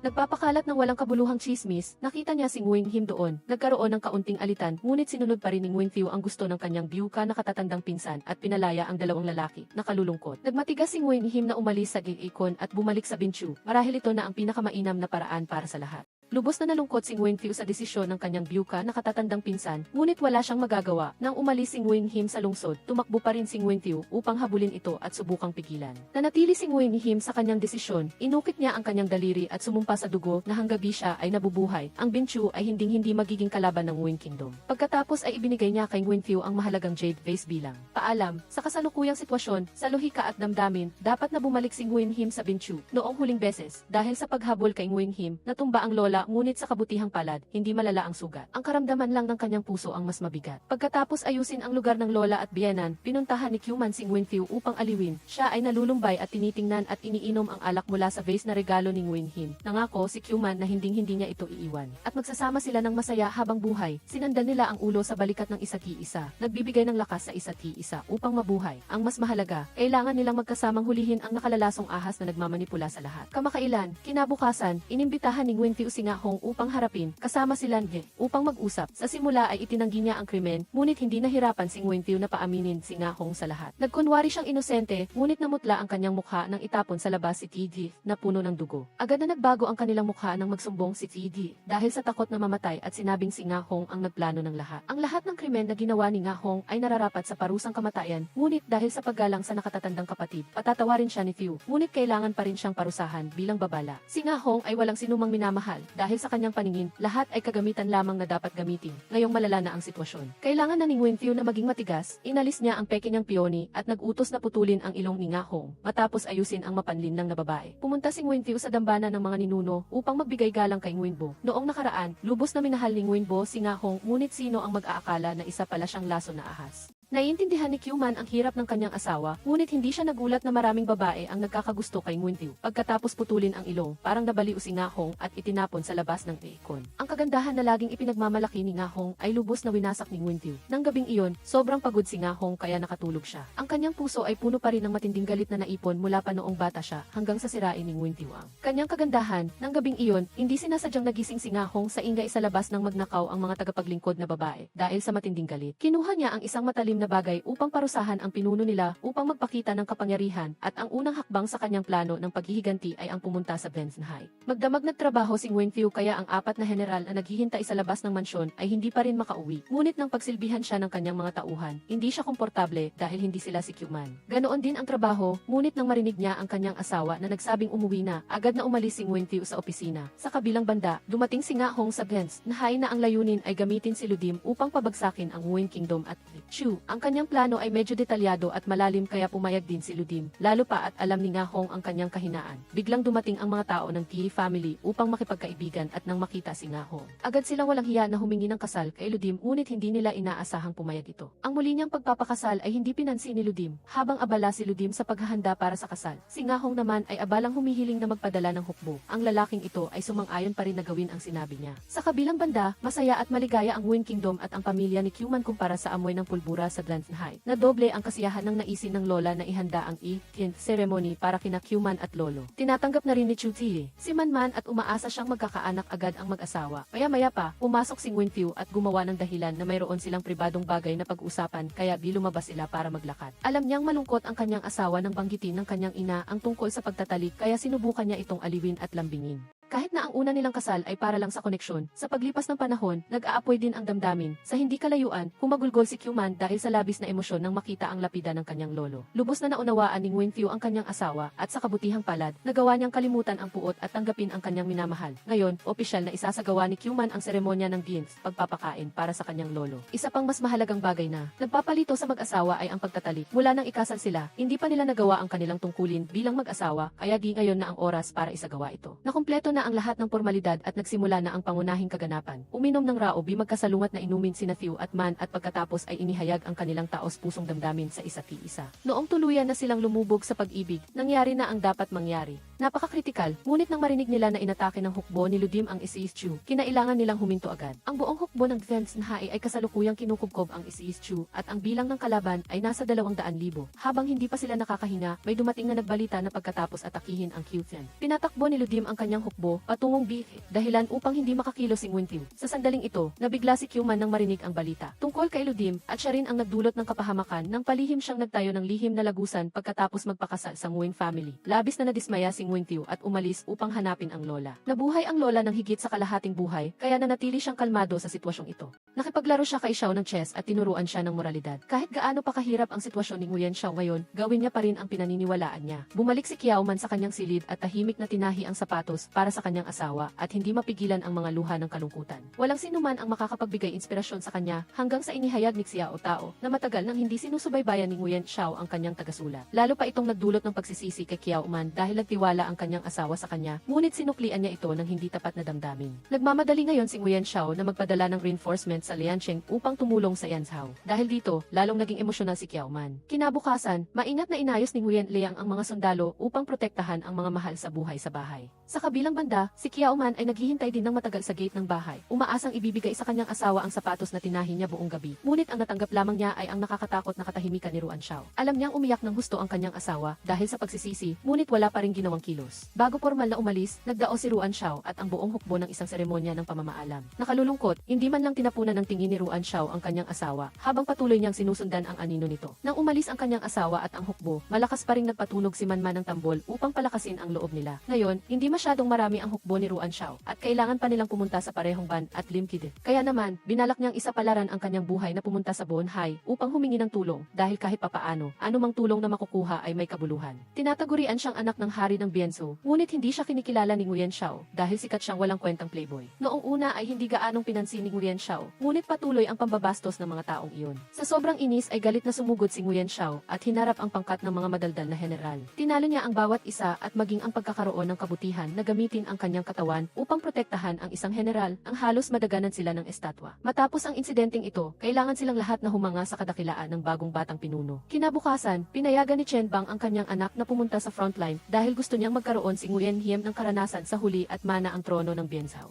Sa kabilang dako, dumating na ang hukbo ni Nguyen Xiao sa ban up ngunit napakalaki ng agwat sa bilang ng mga sundalo ng dalawang panig. Sa totoo lang, hindi bobo si Nguyen Xiao na sumugod sa kamatayan, kundi nagtitiwala siya na makakakuha si Kiao Man ng reinforcement mula sa Batinhai. Nagmartsa ang buong tropa na may pag-aalinlangan sa buhay. Si Liu Yan ay lubos na tiwala dahil parami ng parami ang kanyang mga sundalo. Sa panig na ito, nakarating na si Kiao Man sa Batinhai upang humingi ng tulong sa kanyang ate. Nagkita ang dalawang magkapatid pagkatapos ng maraming araw na pagkakalayo. Alam ni Kiao ang lahat, ngunit hindi siya nagmadali na tanungin si Manman. Sa huli, nang magsimulang humingi ng reinforcement ang kanyang kapatid, agad na umiling si Kiao. Lumalabas na nagdadalang tao siya at gusto na lang mamuhay ng payapa kasama si Pisay hanggang sa katapusan ng kanilang buhay at hindi na makialam sa digmaan. Bukod pa rito, napakalaki ng agwat sa bilang ng mga sundalo ni Xiao at Yan, tiyak na matatalo sila. Buong pusong kinumbinsi ni Manman ang kanyang ate, ngunit sa huli ay umalis siya na umaagos ang luha. Nais ni Kiao na protektahan si Pisay, habang nanumpa naman si Manman na ililigtas niya ang buhay ni Nguyen Xiao. Sa kasalukuyan, sa lahat ng dako ay nakikita ng panig ni Nguyen Xiao ang pagkatalo. Ang magagawa na lamang ni Kiao Man ngayon ay harangin ang 20,000 reinforcement upang hindi sila makipag-isa kay Liu Yan. Sa pagkakita sa mga batang naglalaro at pag-alala sa payo ng kanyang lolo, nakaisip si Manman ng isang henyong plano ang gamitin ang kaunti laban sa marami. Ang planong ito ay nangangailangan ng lubos na paggamit sa kapangyarihan ng kalikasan, gamit ang daloy ng tubig upang lipulin ang kaaway.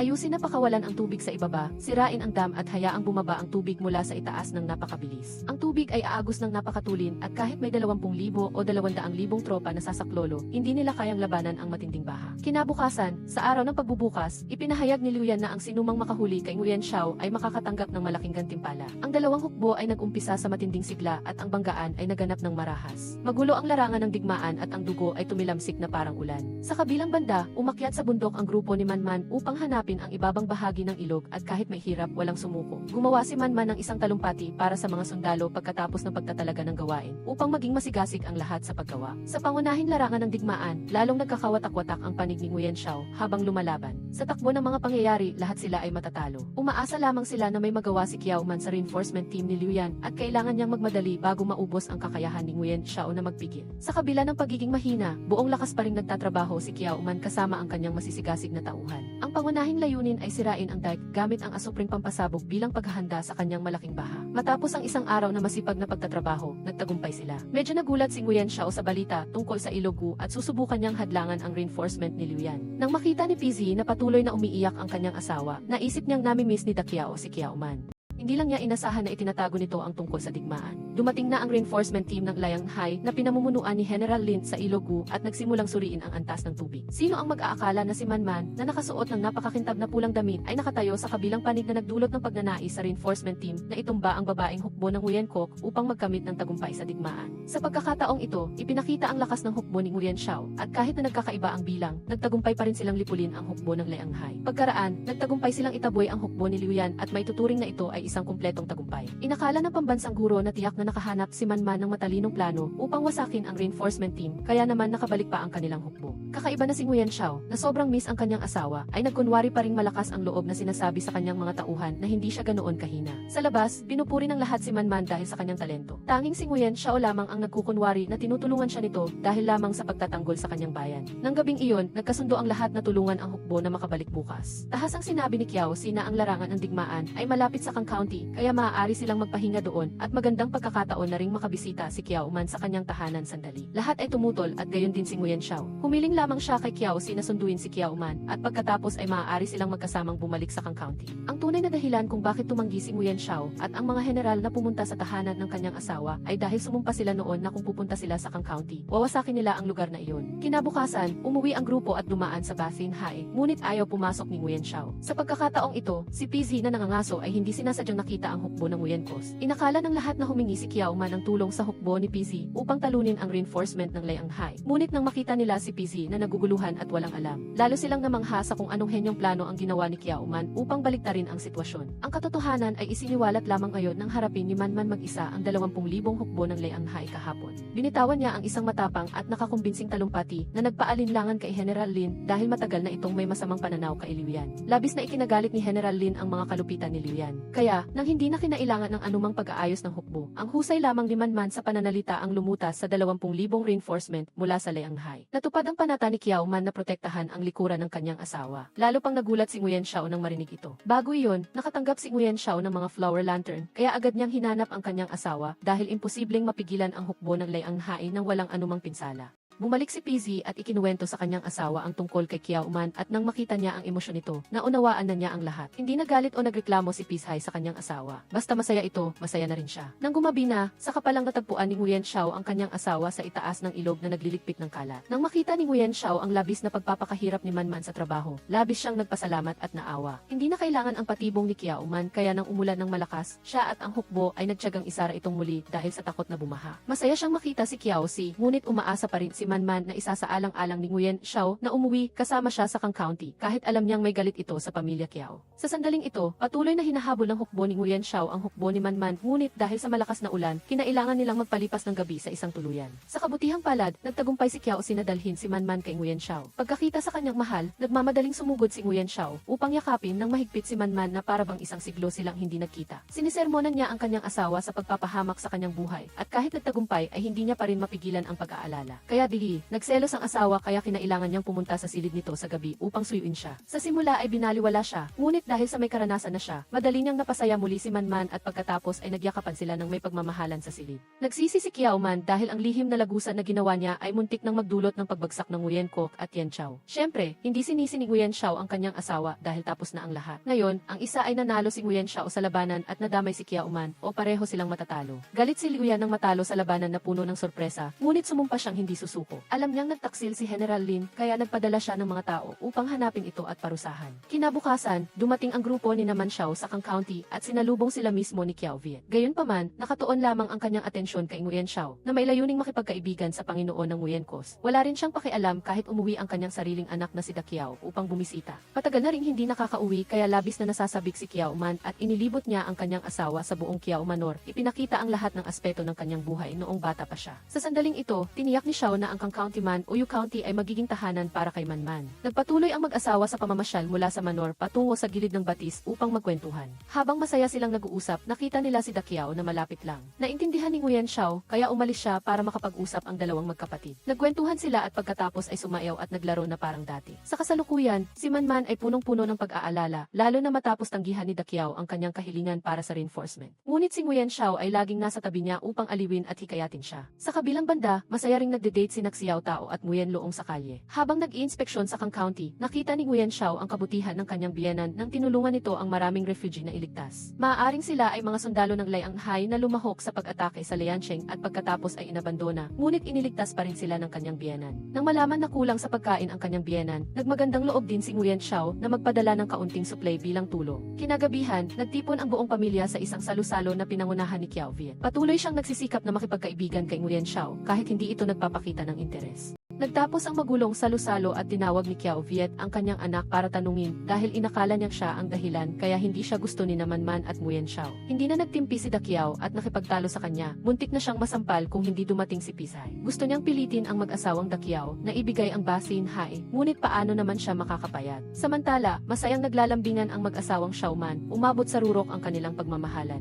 Sa kalasingan, nagkasundo pa sila kung ilan ang magiging anak nila sa hinaharap. Nang marinig ang tungkol sa pagbubuntis, agad silang pumasok sa kanilang silid ng walang maraming salita. Sinabi pa ni Kiao Man na kung gusto ni Nguyen Xiao, handa siyang manganak ng kahit ilan. Kinabukasan, oras na para umalis ang hukbo ni Nguyen Xiao at personal silang hinatid ng kanyang biyenan. Sa pagkakataong ito, lumuhod ang biyenan at yumukod patungo sa Nguyen Cove na para bang nagpapasalamat at humihingi ng tawad pagkatapos ng malaking iskandalo noon. Mahigpit niyang pinayuhan si Nguyen Xiao na sana ay laging maging mabuti ito kay Manman. Sa pagkapanalo sa labanan, sabik ang lahat sa Yu County na maghanda ng seremonya ng pagsamba sa mga Diyos. Akala ni Manman na hindi siya makakarating sa bahay ng ninuno ng pamilya Nguyen, ngunit nakalimutan niya na ngayon ay mahal na siya ni Nguyen Xiao. Naghanda siya ng damit para sa kanya at pareho silang pumunta upang sambahin ang mga ninuno kinabukasan. Kahit na matagal siyang nag-alinlangan, nag-isip ng mabuti si Nguyen Xiao ngayon. Pagkatapos ng lahat, ang pagmamahala ni Xiao at Man ay napakatatag na ngayon. Sila ay dating magkaaway na hindi magkasundo, ngunit ngayon ay naging isang masayang mag-asawa na. Tiyak na ang mga ninuno ng pamilya Nguyen na nagbuwis ng buhay ay matutuwa na binitiwan na ni Nguyen Xiao ang pagkamuhi upang magtungo sa masayang kinabukasan.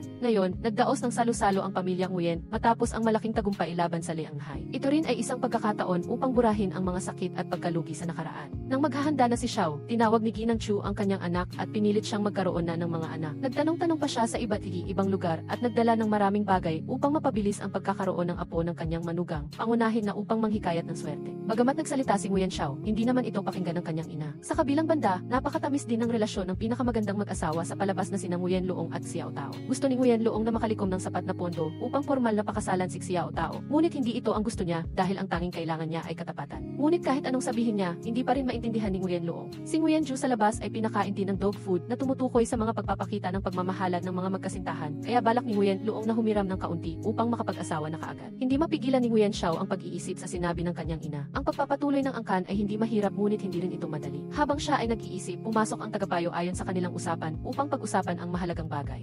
Sa nakaraang labanan, napagtanto ni Nguyen Xiao ang kahalagahan ng Kyukoong at lalo na ng Ban-ak. Ngayon ay naging alyansa na ang dalawang pamilya ng Nguyen at Kiao, kaya gustong himukin ni Nguyen Xiao na palakasin ang kapangyarihan ng militar upang maiwasan ang panibagong pag-udyok ni Liu Yan at Chen Bang. Habang hindi pa alam kung sino ang gagawa ng misyon na ito, tumakbo si Nguyen Loong upang humingi ng kaunting gantimpala. Aba, ang binata ay naatasan palang pumunta sa Ban-ak upang maghatid ng mga kinakailangang kagamitan. Siningit niya rin na ipahatid kay Nguyen Loong ang ilang damit at gamit kay Kiao. Sa kabilang banda, sina Manman at Nguyen Xiao ay isang putok, isang tama dahil sa isang gabing pagtatalik ay nabuntis na kaagad ang dalaga. Abalang-abala si Kiao Man na nagpapangalan para sa bata kasama ang kanyang mama, ngunit hindi pa rin niya gustong sabihin kay Nguyen Xiao. Kinabukasan, pumunta rin si Nguyen Loong sa Basin Hai upang mag-ayos ng mga gamit at padalhan siya ni Kiao ng maraming kalakal para sa kanyang kapatid. Sa Lianghai, pinakiusapan ni Liu Pan si Liu Yan na huwag nang makipaglaban dahil malinaw na minamanipula siya ni Empress Nga. Pinayuhan ni Xue si Empress Nga na umalis na sa Lianghai, ngunit nanatili pa rin ito dahil gusto niyang malaman kung sino ang tunay na Panginoon ng mundo. Habang nagpupulong si Liu Yan, pumasok si Empress Nga na nakasuot ng damit pangkasal. Magaling niyang pinilit si Liu Yan na magpadala ng hukbo at nagtiwala pa siya na matutulungan niya ang iba pang bansa na bumuo ng alyansa sa Lianghai. Kasabay ng pagtalo sa Nguyen Cove, balak ni Nguyen Xiao na dalhin ang ilang alay sa kanyang ina pabalik sa silid ng kanyang asawa. Samantalang pahiwatig naman ni Manman na siya ay nagdadalang tao. Nang marinig niya ito, hindi siya makapaniwala. Sino ang mag-aakala na ang alay ng kanyang ina ay magiging epektibo? Nang gabing iyon, nagkita silang dalawa upang manood ng bituin. Nagkwentuhan tungkol sa lahat ng bagay sa mundo at ang mahalaga ay pinangalanan nila ang bata. Kahit na panahon pa ng feudalismo, hindi mahalaga kay Nguyen Xiao kung lalaki o babae ang anak ng kanyang asawa. Basta anak nila, gusto niya. Patuloy na lumipas ang kanilang masayang buhay at ang pangarap ng mag-asawa para sa kapayapaan sa mundo ay nananatiling buo. Si Kiao Viet, dahil sa naloko ng isang masamang tao, ay nawala sa katinuan at naudyukan na magtaksil habang nasa Lianghai. Naghahanda si Liu Yan na umalis, habang natutulog, na naginip si Qiao Man ng masama tungkol sa kanyang ama. Mukhang mayroong kakilakilabot na mangyayari sa pamilya Qiao. Upang maging ligtas, pinakalma ni Nguyen Xiao ang kanyang asawa at nangako na susunduin ang kanyang biyenan papunta sa Yu County upang maging panatag siya. Determinado si Nguyen Luong na magkaroon ng pera para pakasalan ang kanyang asawa. Ngunit ang kailangan lang ni Xiao Tao ay isang aso na damo. Kaya, dinala ng lalaki ang aso na damo upang ipakita sa kanyang mga kaibigan. Nagtawanan ang lahat sa nakatutuwang pag-ibigan ni Nguyen Luong at Xiao Tao. Dahil sa payo ng lahat, nagkaroon si Nguyen Luong ng lakas na pumunta sa Kang County upang sunduin ang biyenan ni Nguyen Xiao. Sa kabilang banda, kusa namang hinanap ni Liu Yan si Qiao Viet, hindi alam kung bakit. Pagkatapos ng mahiwagang pagpupulong kay Liu Yan, hinanap ni Qiao Viet ang ama ni Qiao Man at nagpahayag ng intensyon na makipagsanib puwersa sa Lai Anghai upang pabagsakin ang Nguyen Coast. Mariin itong tinutulan ng lalaki ngunit tila huli na ang lahat. Sa sandaling ito, unti-unting nanghina ang ama ni Man, hindi alam kung buhay o patay dahil uminom siya ng lason mula sa kanyang nakatatandang kapatid. Kakaiba na inilagay lang niya ang lason sa utos ni Liu Yan, ngunit hindi niya alam kung pampatulog ba iyon o lason.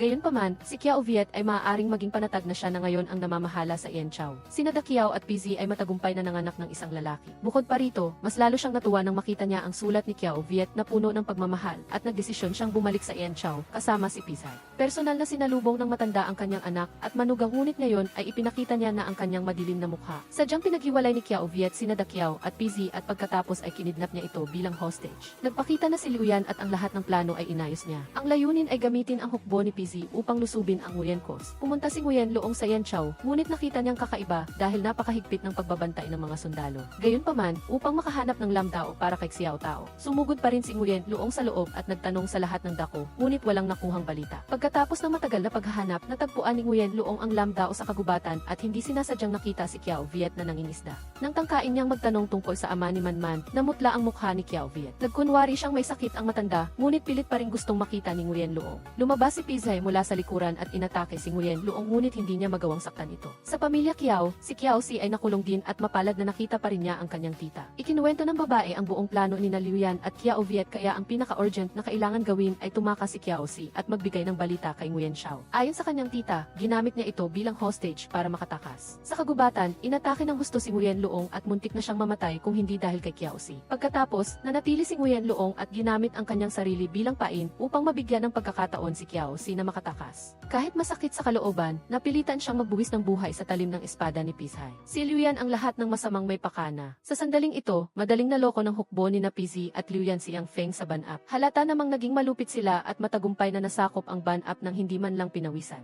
Nagkakagulo ang ibang bansa dahil biglang nasakop ng Lai Anghai ang parehong Yan Chao at ban-up ng sabay. Gusto rin sana ni Nguyen Hiem na gumamit ng hukbo ng Bien Chao para tulungan ang kanyang pinsan, ngunit sinermonan siya ni Tran Bang. Maaari lamang siyang manatili sa neutral na panig at hindi niya matutulungan ang Nguyen Coast. Sa huli, gumapang si Isi pauwi sa Yu County na may katawan na bugbog. Pagkatapos ng isang araw at isang gabi ng pagkakatulog, nagising siya. Noong una, inakala ni Xiao Tao na nagbibiro si Qiao Si tungkol sa pag-alis ni Nguyen Luong ngunit kalaunan ay nagulat ang lahat nang marinig ang buong pangyayari sa pamilya Qiao, Yan Chao at Liu Yan. Ang buong kaligayahan ng lahat ay biglang gumuho, lalo na nang marinig nila ang balita tungkol sa pagkamatay ni Nguyen Luong. Lahat sila ay naghangad na sana nabingi na lang sila kaysa marinig ang mapait na balita. Galit na galit si Nguyen Qiu at binalak pang saksakin si Qiao Si bilang kapalit ng buhay, ngunit pinigilan siya ng Panginoon. Lalong lumala ang sitwasyon nang matanggap ni Nguyen Xiao ang balita na matagumpay na nasakop ni Liu Yan ang ban-up. Nahihintatakutan ang lahat sa masamang balita mula kay Qiao Si. Mayroong umiiyak na parang bata at mayroon namang muntik ng makunan dahil sa labis na gulat. Napakagulo ng lahat ngayon ngunit kailangan ng umalis ni Nguyen Xiao. Nagmarcha sila sa kalagitnaan ng gabi at ipinaubaya ang Yu County kina Nguyen Qiu at Nguyen Duo. Labis namang naghihirap si Yang Feng sa ilalim ng pang-aapi ni Liu Yan.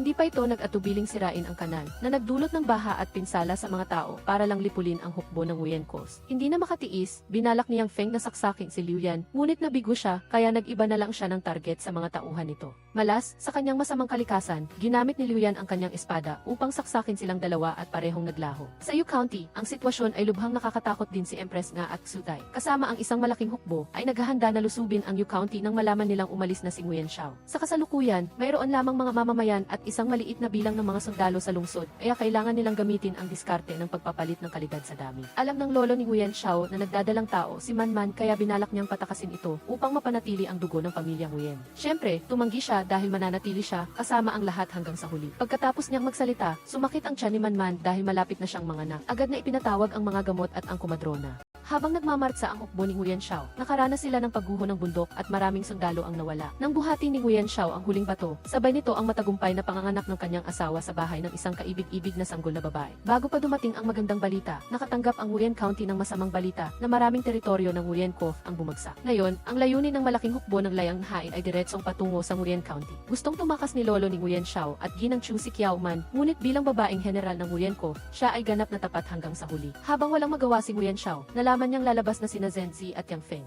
Naiintindihan niya na malapit nang mapalibutan ang Nguyen County, ngunit ang pinakamahusay na paraan ngayon ay salakayin ang Ban-Ap at bawiin ang Ifinin Canal. Sa Nguyen County, inayos ng pamilyang Nguyen na ang mga tao ay ligtas na umalis o kung mananatili, lumaban upang ipagtanggol ang inang bayan. Dahil sa husay sa pananalita ni Namanman, lolo ni Nguyen Shao at ginang Chu, nagkaisa ang buong mamamayan na makipaglaban hanggang sa huling patak ng dugo laban sa hukbo ng kaaway. Hindi pa kasama ang maraming tao na matagal nang kasama ng pamilyang Nguyen mula pa noong unang henerasyon. Kaya, ang kasalukuyang sitwasyon ng pagbomba at pag-atake ay hindi nagpataob sa kanila upang tumakas, nagpasya silang manatili at ipagtanggol ang lupain ng Nguyen Coast. Matagumpay na nakapasok si Nguyen Ju sa Kang County at natagpuan ang malamig na bangkay ni Nguyen Luong. Bumalik ang magagandang alaala ng kanyang kasamahan, kaya hindi napigilan ni Nguyen Ju na dalhin si Nguyen Luong upang makipaglaban. Matagumpay siyang nakapasok sa kulungan kung saan nakakulong ang biyena ni Nguyen Shao na parehong bulag ang mata. Napakahusay ni Nguyen Ju sa pakikipaglaban, ngunit napakarami ng kaaway, kaya kinailangan niyang isakripisyo ang kanyang kaliwang braso. Sa kabutihang palad, nailigtas pa rin niya si Kiao Bin bago pa sila palibutan ng isa pang pangkat ng mga sundalo. Matalinong ginamit ni Nguyen Ju ang pagkamatay ni Kiao Viet upang takutin ang mga sundalo at kasama si Kiao Bin. Binuksan nila ang isip ng mga ito. Sumunod ang mga sundalo at dinakip ang pinuno na isang tagaliang Hai at pagkatapos ay nakinig sa payo ni Kiao Bin upang maghanda sa counterattack. Mabawi ang Ban-Ap at lipulin ang hukbo ni Liu Yan. Nanatiling napakataas ng kumpiyansa ni Liu Yan dahil hanggang hawak pa niya sina Dakiao at Pisay. Ang tagumpay ay nananatiling kanya. Nagsimulang salakayin ang Yu County ng mga sunog na inayos ng hukbo ni na Empress Nga at Sutay. Ginawa nilang isang lugar ng kamatayan ang isang mapayapang kuta sa isang iglap. Dahil sa napakaraming bilang, madaling naapi ng kanilang hukbo ang Nguyen Coast. Labis na ikinatuwa ni Empress Nga dahil nasa kamay na niya ang Yu County. Natanggap ng grupo ni Manman ang desisyon ni Nguyen Shao na bawiin ang Ban-Ap. Siyempre, hindi sila nagalit sa kanya at ipagtatanggol nila ang Yu County hanggang sa huli. Sa takbo ng mga pangyayari, tiyak na babagsak ang Yu County.